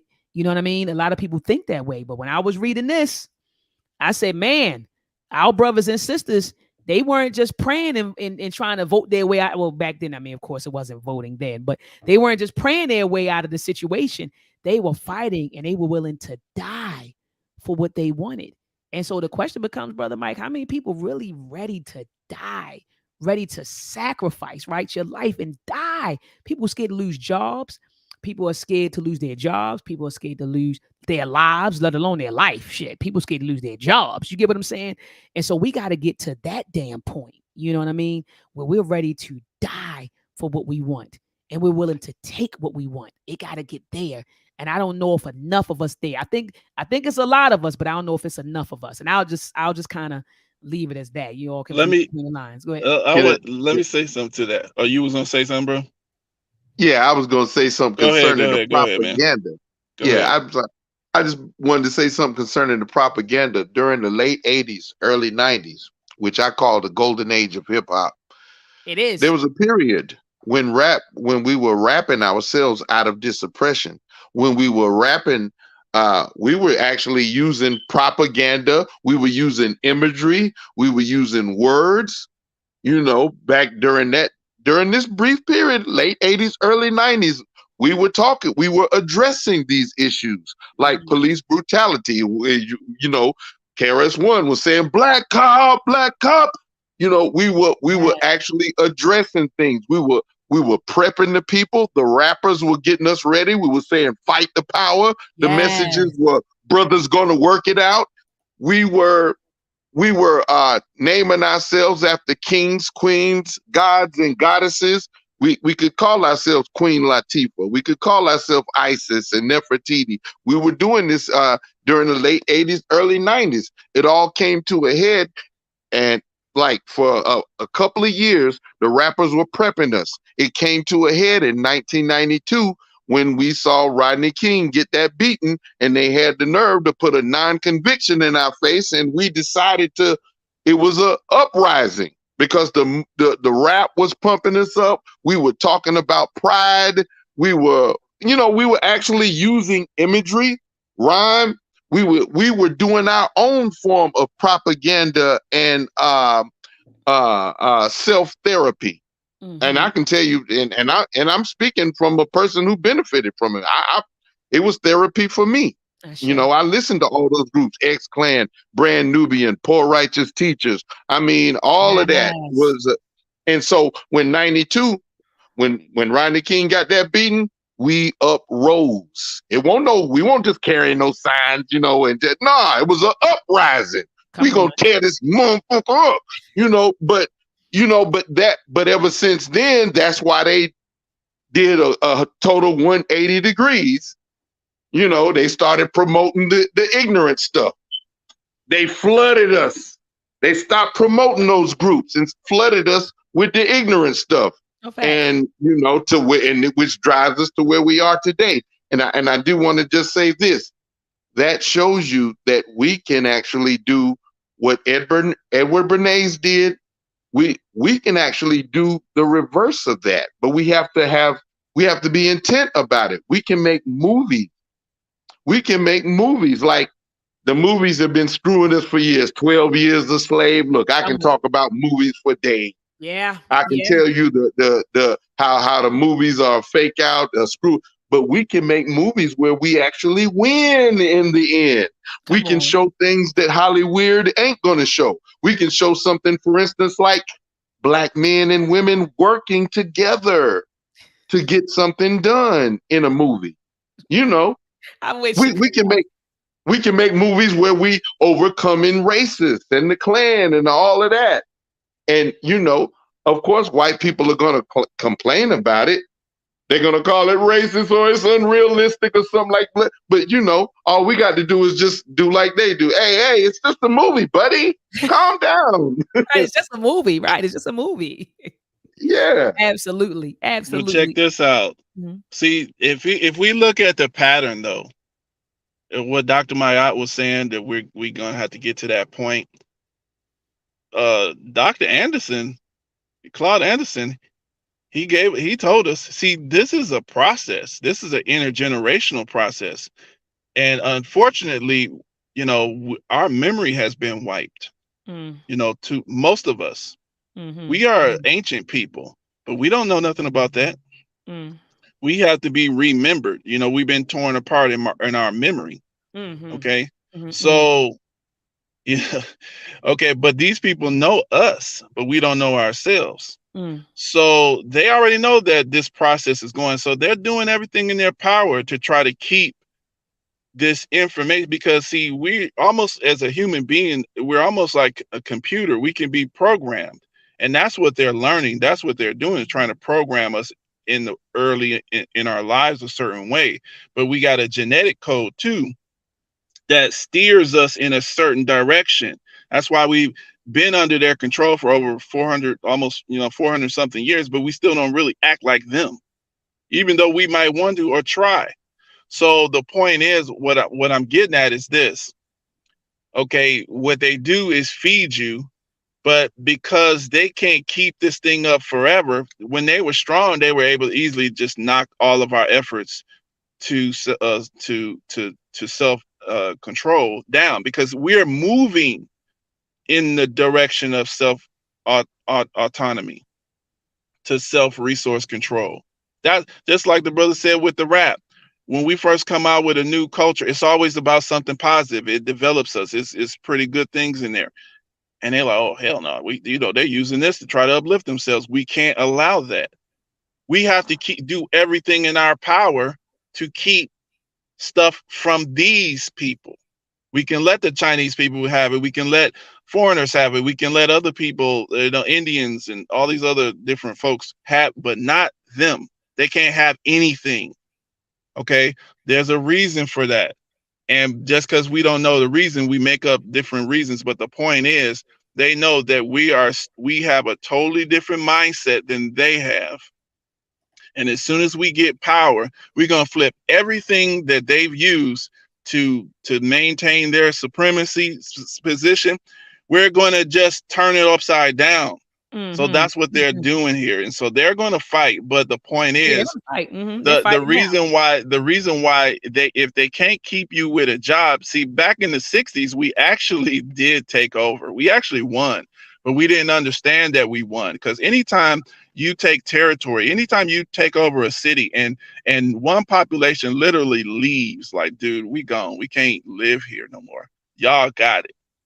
Okay, just because it's a burning pile of rubble, you still won. You did like what you were saying, Dr. Maya. You physically ran folks out in that battle, but you didn't understand. We didn't understand that we needed our intellectual community, because the warriors, they're good at tearing stuff down, but we need the intellectual community. Those they love to recruit these people into the boule. They're not the risk takers, but they are the calculators. They are the builders. Okay, so these are the people that we routinely call sometimes sellouts, because it's easier for them to sell out because they have marketable, just natural techniques of they're patient enough to sit there and, strategize a city and build up stuff and do all that stuff. And a lot of people just, we're not into that.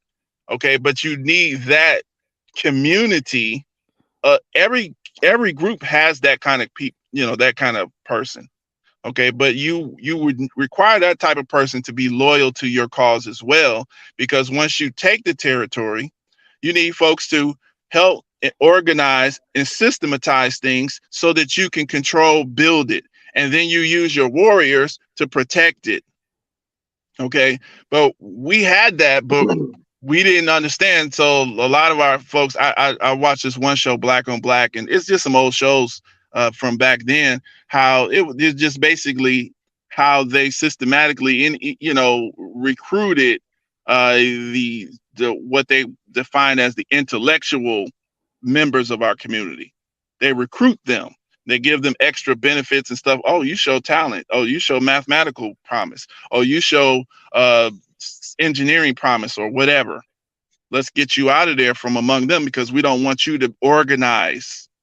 We don't want you to be loyal to them. We want you to be loyal to this American thing. Once I program you to be a loyal to, you just happen to be this color. Don't worry about it. But you can still have some money with us. Right. And so that's what happened. So, we had to take the time to make sure that our enough intellectual folks, because we've already shown that we could take cities here. We've done it. They ran out of all the cities. So we got the infrastructure, the plumbing, everything. We could have took that over. But when, if you notice, like in Detroit, well, I know I'm from Detroit, we had different rich people who wanted to come in and set up the city. They didn't understand that it's not a you're as a businessman, Don Barden, Robert, what's his name? Johnson, the one who owned BET, Beatrice Foods, all of these big black billionaires, they were supposed to get inside these cities and headquarter there, surrounded by black folks who would protect them when them folks came after them. But they didn't understand that. So they wanted to surround themselves, by the other folks. And as soon as them other folks decided to take over their business, they just took them because they didn't have nobody to protect them. They didn't they didn't have no grassroots support. They didn't have nobody knew who they were. That's why Essence, what do you call that? Jet Magazine and all of these all of these little type of boule type of situations. They are at the mercy of the folks who they want to integrate with. Okay, so we have to build up a whole new crop of when we have to see people who are talented, and we have to make sure that they are protected and that they are programmed to be loyal to their people, because that's just their program. So we got to also study the enemy, because you don't really have the because once they start resource restricting you, and then your people are starting to riot and everything, and your young people are going to be angry, and but they've already programmed them to hate the older people. So as soon as the young people get angry, they just go rob some old black folks or kill some old black people or rob some old black people, because they learned from the 60s when you resource restrict. And now they mad, but we was programming them against white supremacy, so they would go down there and tear up the white folks stuff. So now they program them to hate their own folks. So now I can drop a whole box of guns in your community. Who you gonna shoot? Your own people. You're not even thinking about shooting them or doing nothing else to somebody else. So that this like you said, the messaging, the manufactured consent, all of these topics. These are for the folks who actually sit here and, like, I read. Obviously, this brother reads. We sit here, we listen to you. You're reading and we're just listening. So there's a group of us out here, but the point is, it's like you said, people got jobs. Hey, Doc, once they start firing these engineers and us people making a little bit of cash here and there, and once they ain't let you get no money and now you broke but you smart, then you ain't gonna have no. That's when we gonna start being ready to fight. And fighting is you got to do it at the right time. It's strategic. It's about the objective. Absolutely, brother. But brother Kamasi, go ahead and make your point. I want to pass the mic to brother Mr. Pirate Brain. But thank you so much, brother Mike. Yeah, I want to address something that you said, like, on your last show, because I was listening on the last show.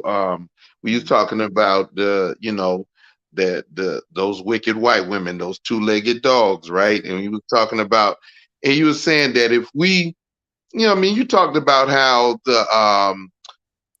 they ended up, some of those women ended up,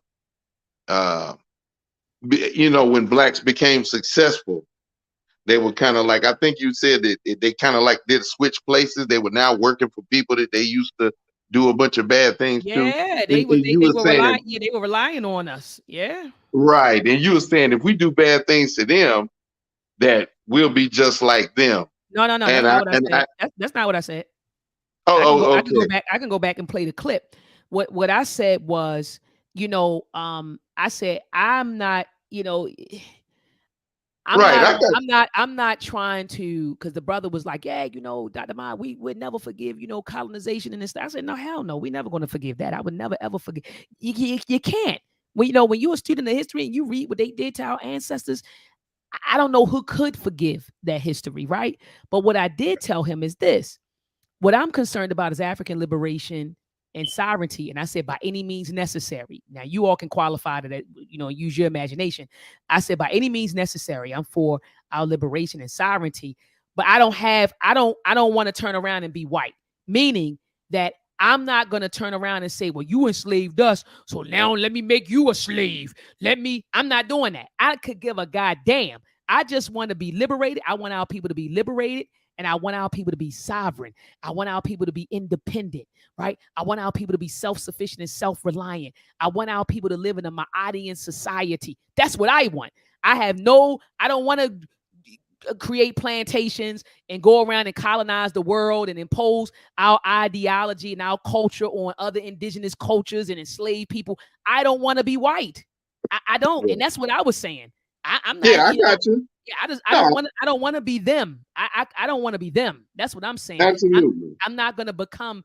A lot of people become. We say we don't like something and we become just like what we don't like. We hate something and we become exactly what we hate. I don't want to become them. I don't want to be white. And that's what I was saying to the brother. Not saying that things, not saying that things shouldn't be done. And I mean, like I said, I can't really say everything I want to, but not saying that certain things ain't going to have to happen. You understand what I'm saying? But I have no desire to be white. I don't want to be white. That's where I'm at. Right. I got you.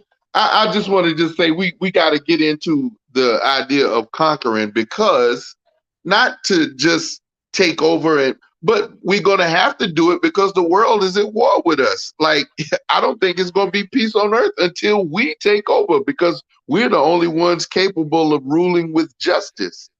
It seems like everybody else ain't going to do it. The world needs us to we got to go into conquer mode out of necessity. Yeah, but when you say, and wait a minute, and to neutralize the threat. I know we don't like the word conquer because that sounds like we being like them, but yeah, we do. We do have to conquer. Well, brother, we're gonna have to debate that. You and I gonna have to debate that out. You and I are gonna have to unpack that. We're gonna have to unpack that because that wasn't our way. And I hear what you're saying, that was in that day and time and stuff like that. But well, can I say this? Please. Just like you said, if we do certain things, we'll be like them. The longer we stay under them, underneath their rule, we're becoming like them also. Staying up under them and being under their rule makes us a lot like them, thinking a lot like them as well. I just wanted to just kind of think about that too. No, I understand what you're saying, and a lot of us, in a lot of ways, have become extremely Europeanized. I call them Negropeans, but I have. Yeah, I'm just talking about the necessary roughness that it's going to take to neutralize our threats, so that we won't be catching these L's. But I'm not quantifying. So you and I maybe be looking at. I don't know. We're looking at this different, but I'm not saying roughness is not necessary. I'm not saying that physicality isn't necessary. What I'm saying is I have no desire to be white, and that's what I'm gonna say on air. I'm not saying that we should not. I agree. I definitely ain't got no desire to be white. Yeah, I'm just saying. I'm not saying that we don't have to do certain things to get in the positions that we want to be in. But what I'm saying is I have no desire to be like them. By no I means. understand. I don't want to I understand. dominate and control people. I don't want to be white. I don't want all that whiteness comes with. I don't want it. I don't want the Me damn, I either. don't want the patriarchy, the Me matriarchy. either. I Me don't either. want the sexism. I don't want No. anything that's associated with whiteness. And you're right. When I think of conquering and dominating, it sends me into, I'm thinking about white people. And that's just what I'm saying. I have no desire to be like them in no way. I just don't. That's just where I'm at. I'm all about I'm gonna say it like Dr. Collins said it one time. In order to be a peacemaker, you got to get rid of the peace breaker, which means you gotta have to. I'm not disagreeing with that. I'm not disagreeing with that. I'm not disagreeing with that. I know. I keep saying it. Yeah, I'm not disagreeing. I know, that and we can't be like them because we're not them. We're not them. like them. We can't. We wouldn't even do it if we had the opportunity. We wouldn't do it. I'm talking. You know, our nature is so peaceful that, but sometimes it gets too peaceful that we. You know what I'm saying? There's a balance. I'm just really talking about balance. We really. There's a certain amount of business we got to handle, and we got to get ourselves up to do it. Yeah. But that's my art. It's balance. And just because I may be a peaceful person, I'm a very peaceful person. But if you come into my house, right, and you try to harm me, then you'll see a different side. And I'm not saying that we can't be that.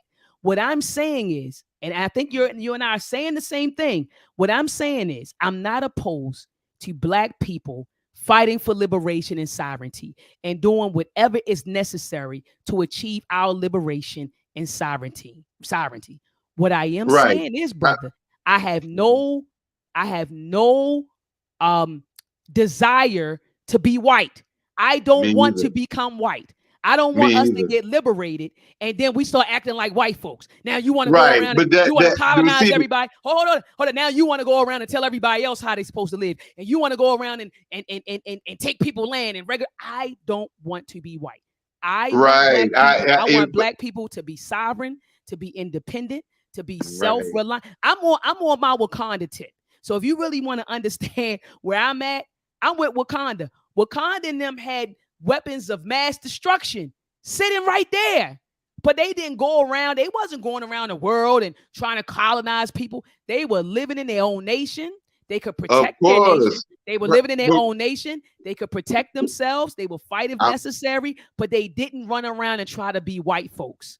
And I'm on that same page. We can't be white folks, but like that's what I'm saying. Right now, we don't even want to have the armies to just. You know, we have to get ourselves. We can at least defend ourselves. We saying the same thing, absolutely.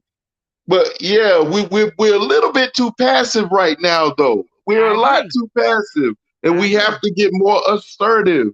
And we can't be like them. We're not them. It's not in us. That's why we just on the forgive all that.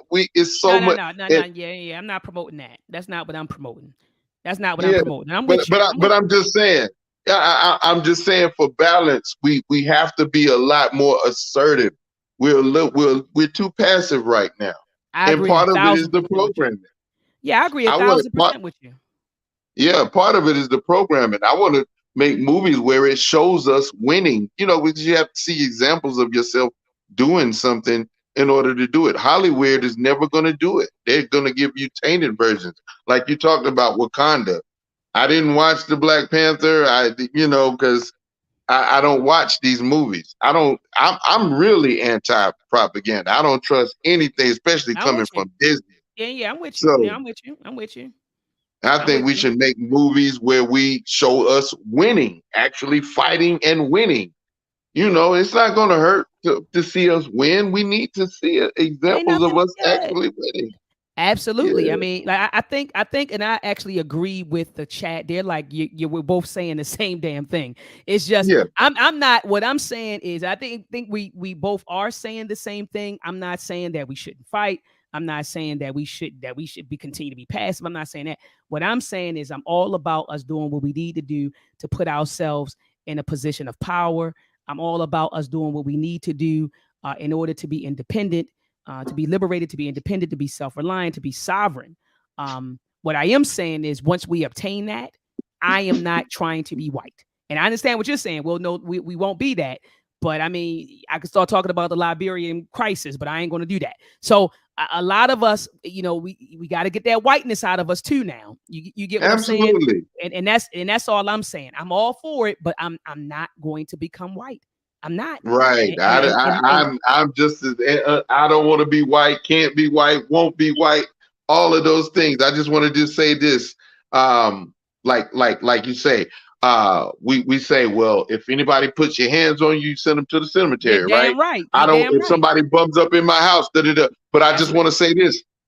We can't just play, you don't win a game playing defense all the time too. You have to play offense as well. I mean, and I'm just of course. Yeah, I'm just putting, you know, I'm not saying anything about being white and conquering and all that and turning into Hitler. Absolutely not. We're so passive and so loving. Like I said, we need to activate another part of us though for balance in order to get the job done, to neutralize the threat. Because right now the whole world is against us, and I'm gonna just, you know, leave it like that, because I don't want you to think I'm saying anything else other than that. No, I'm with you. Yeah, we on the same page. I think we're just, you know, articulating what we're saying a little different. But like I said, I'm all for it. And yeah, again, it's all my art is not all just love and smiles, right? And it's not just that, right? It's about balance.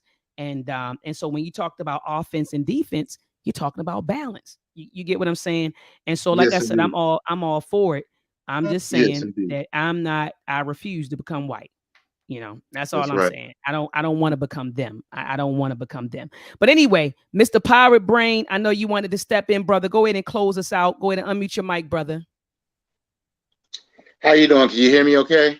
Yes, sir. Yes, sir. Oh, thanks for having me on. I've missed you. I haven't seen you in a while. I missed you. Missed you too, brother. Thank you. Yeah, there's two things that I wanted to mention. One is I'm a moderator on this channel. Well, actually, no, I'm not a moderator. I'm just on there all the time. There's one called We Woke Now, and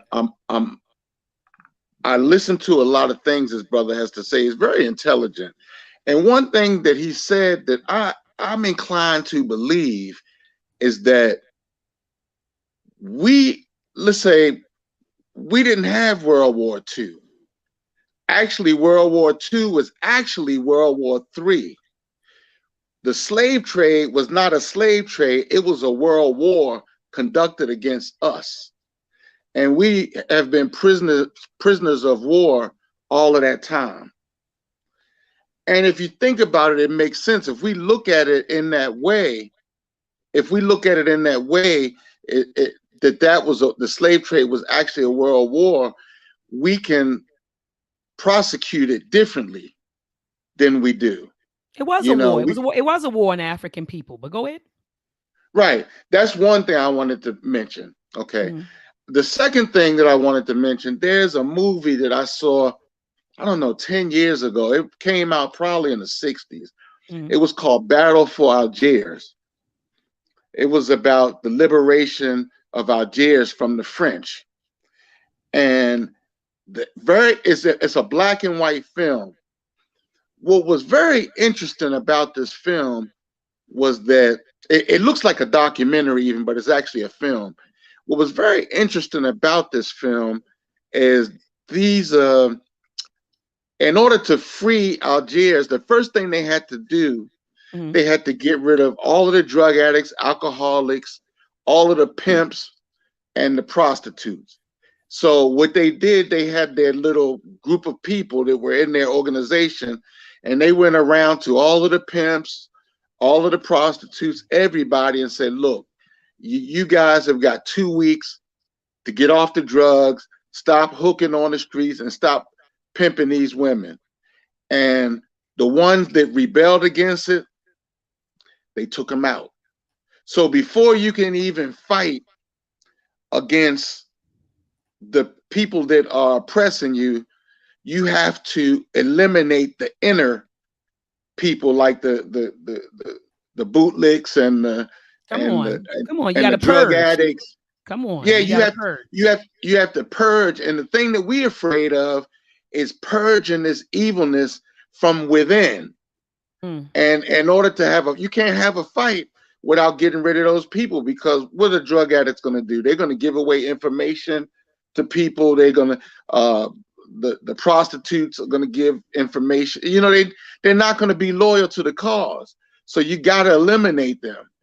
And a perfect example was, what was that group in Chicago? I think it was the Angels or something. There was one in New York too, when they were trying to clean up New York and Chicago, and the mothers of a lot of the gangsters put a lawsuit against those guys because they knew a lot of their sons was participating in hurting our people.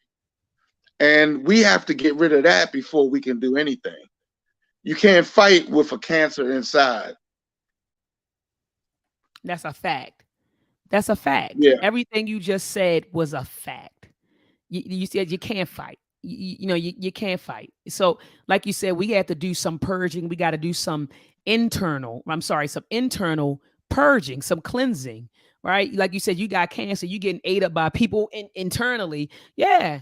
I mean, yeah, absolutely. I mean, I couldn't agree with you more. I mean, just look at the Haitian Revolution. They killed a lot of those mulattoes, and, a lot of them, remember, they got them out of there before they started, the war. So they did some internal cleaning over there. Yeah.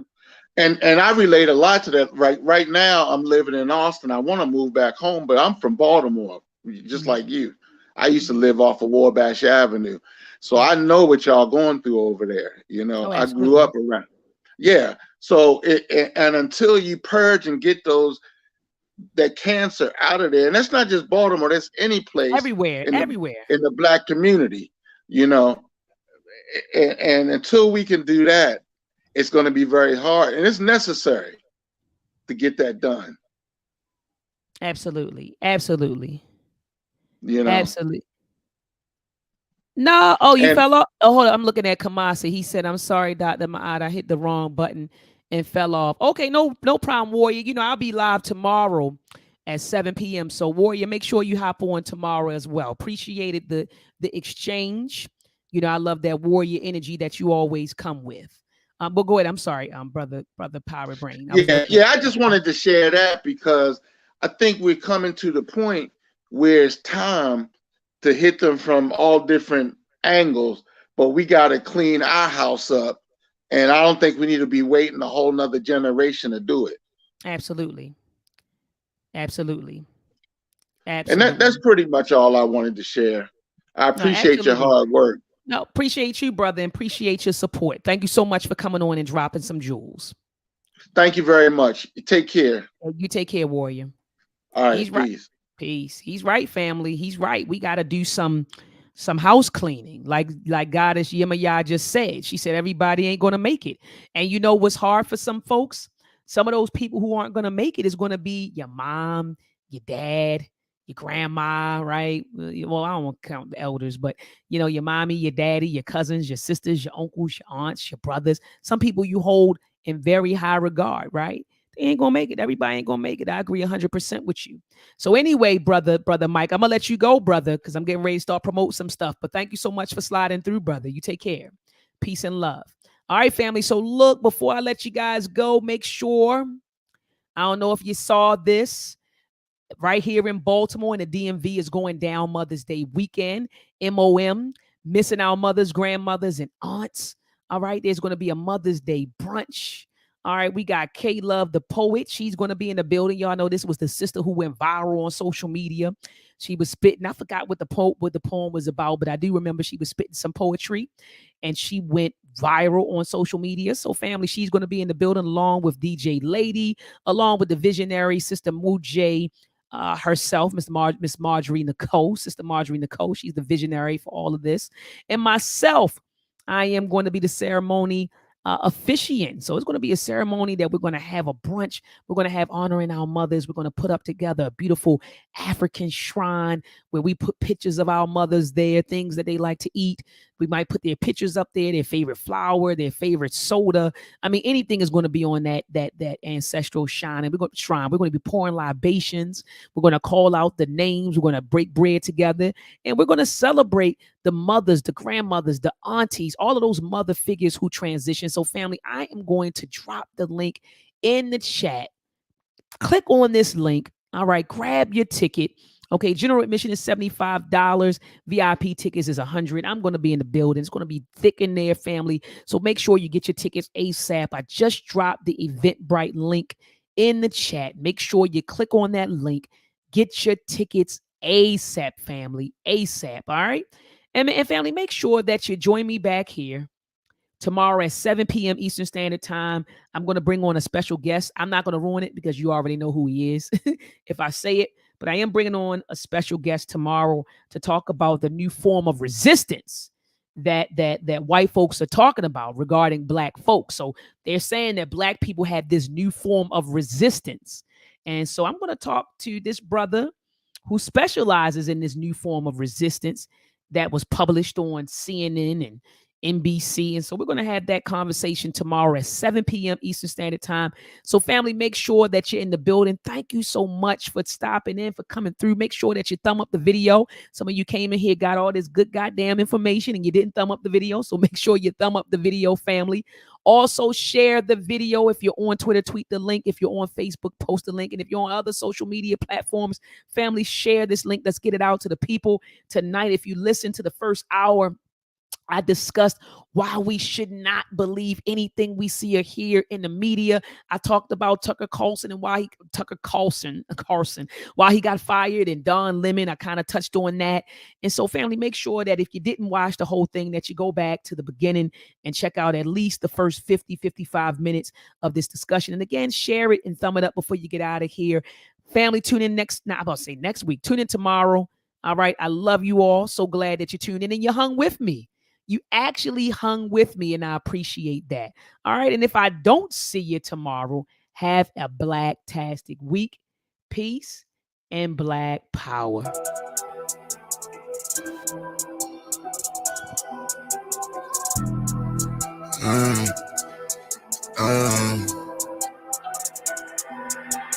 Caution, wait, please do not play with my mind. Hey, I do not play with my lines. Wait, I keep protection for mine. You will not touch what is mine.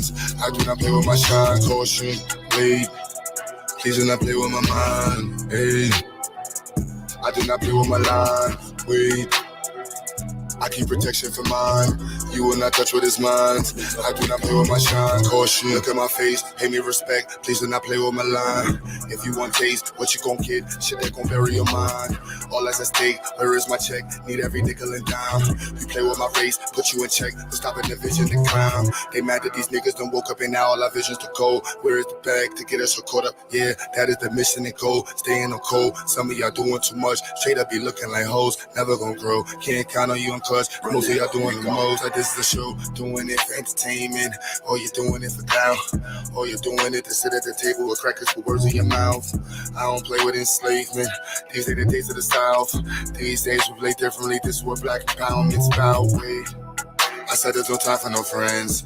Either you with us, against us, don't switch it, cause one of us die in the end. Hey, I'm keeping my eye on the lens. Watching the ops despising the picture cause they wanna see the white end. Hey, caution, wait, please do not play with my mind. Hey, I do not play with my lines. Wait, I keep protection for mine.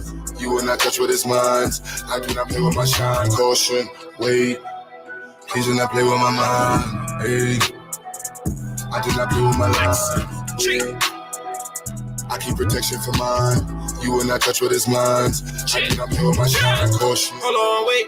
See a Black man doing great with Black-owned businesses, building in a different state. Why you snakes way late in the grass, plotting on what you can take? Papa, Black money in a Black bank. Mean Black money is safe, protected, like it's heavily protected.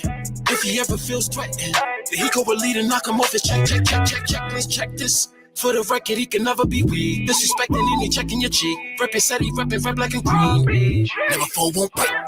There's no limit to what I do for mine. Pray your soul that don't take them up with the anger and hate up all of my assets combined.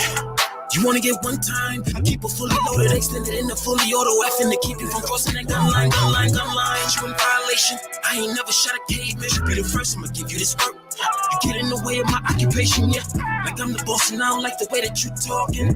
This is my office, get permission before you walk in. The yellow tape across the door means caution. Wait, please do not play with my mind. Hey, I do not play with my life. Wait, I keep protection for mine. You will not touch what is mine. I do not play with my shine. Caution. Wait, please do not play with my mind. Hey, I do not play with my life. Wait, I keep protection for mine. You will not touch what is mine. I do not play with my shine. Caution.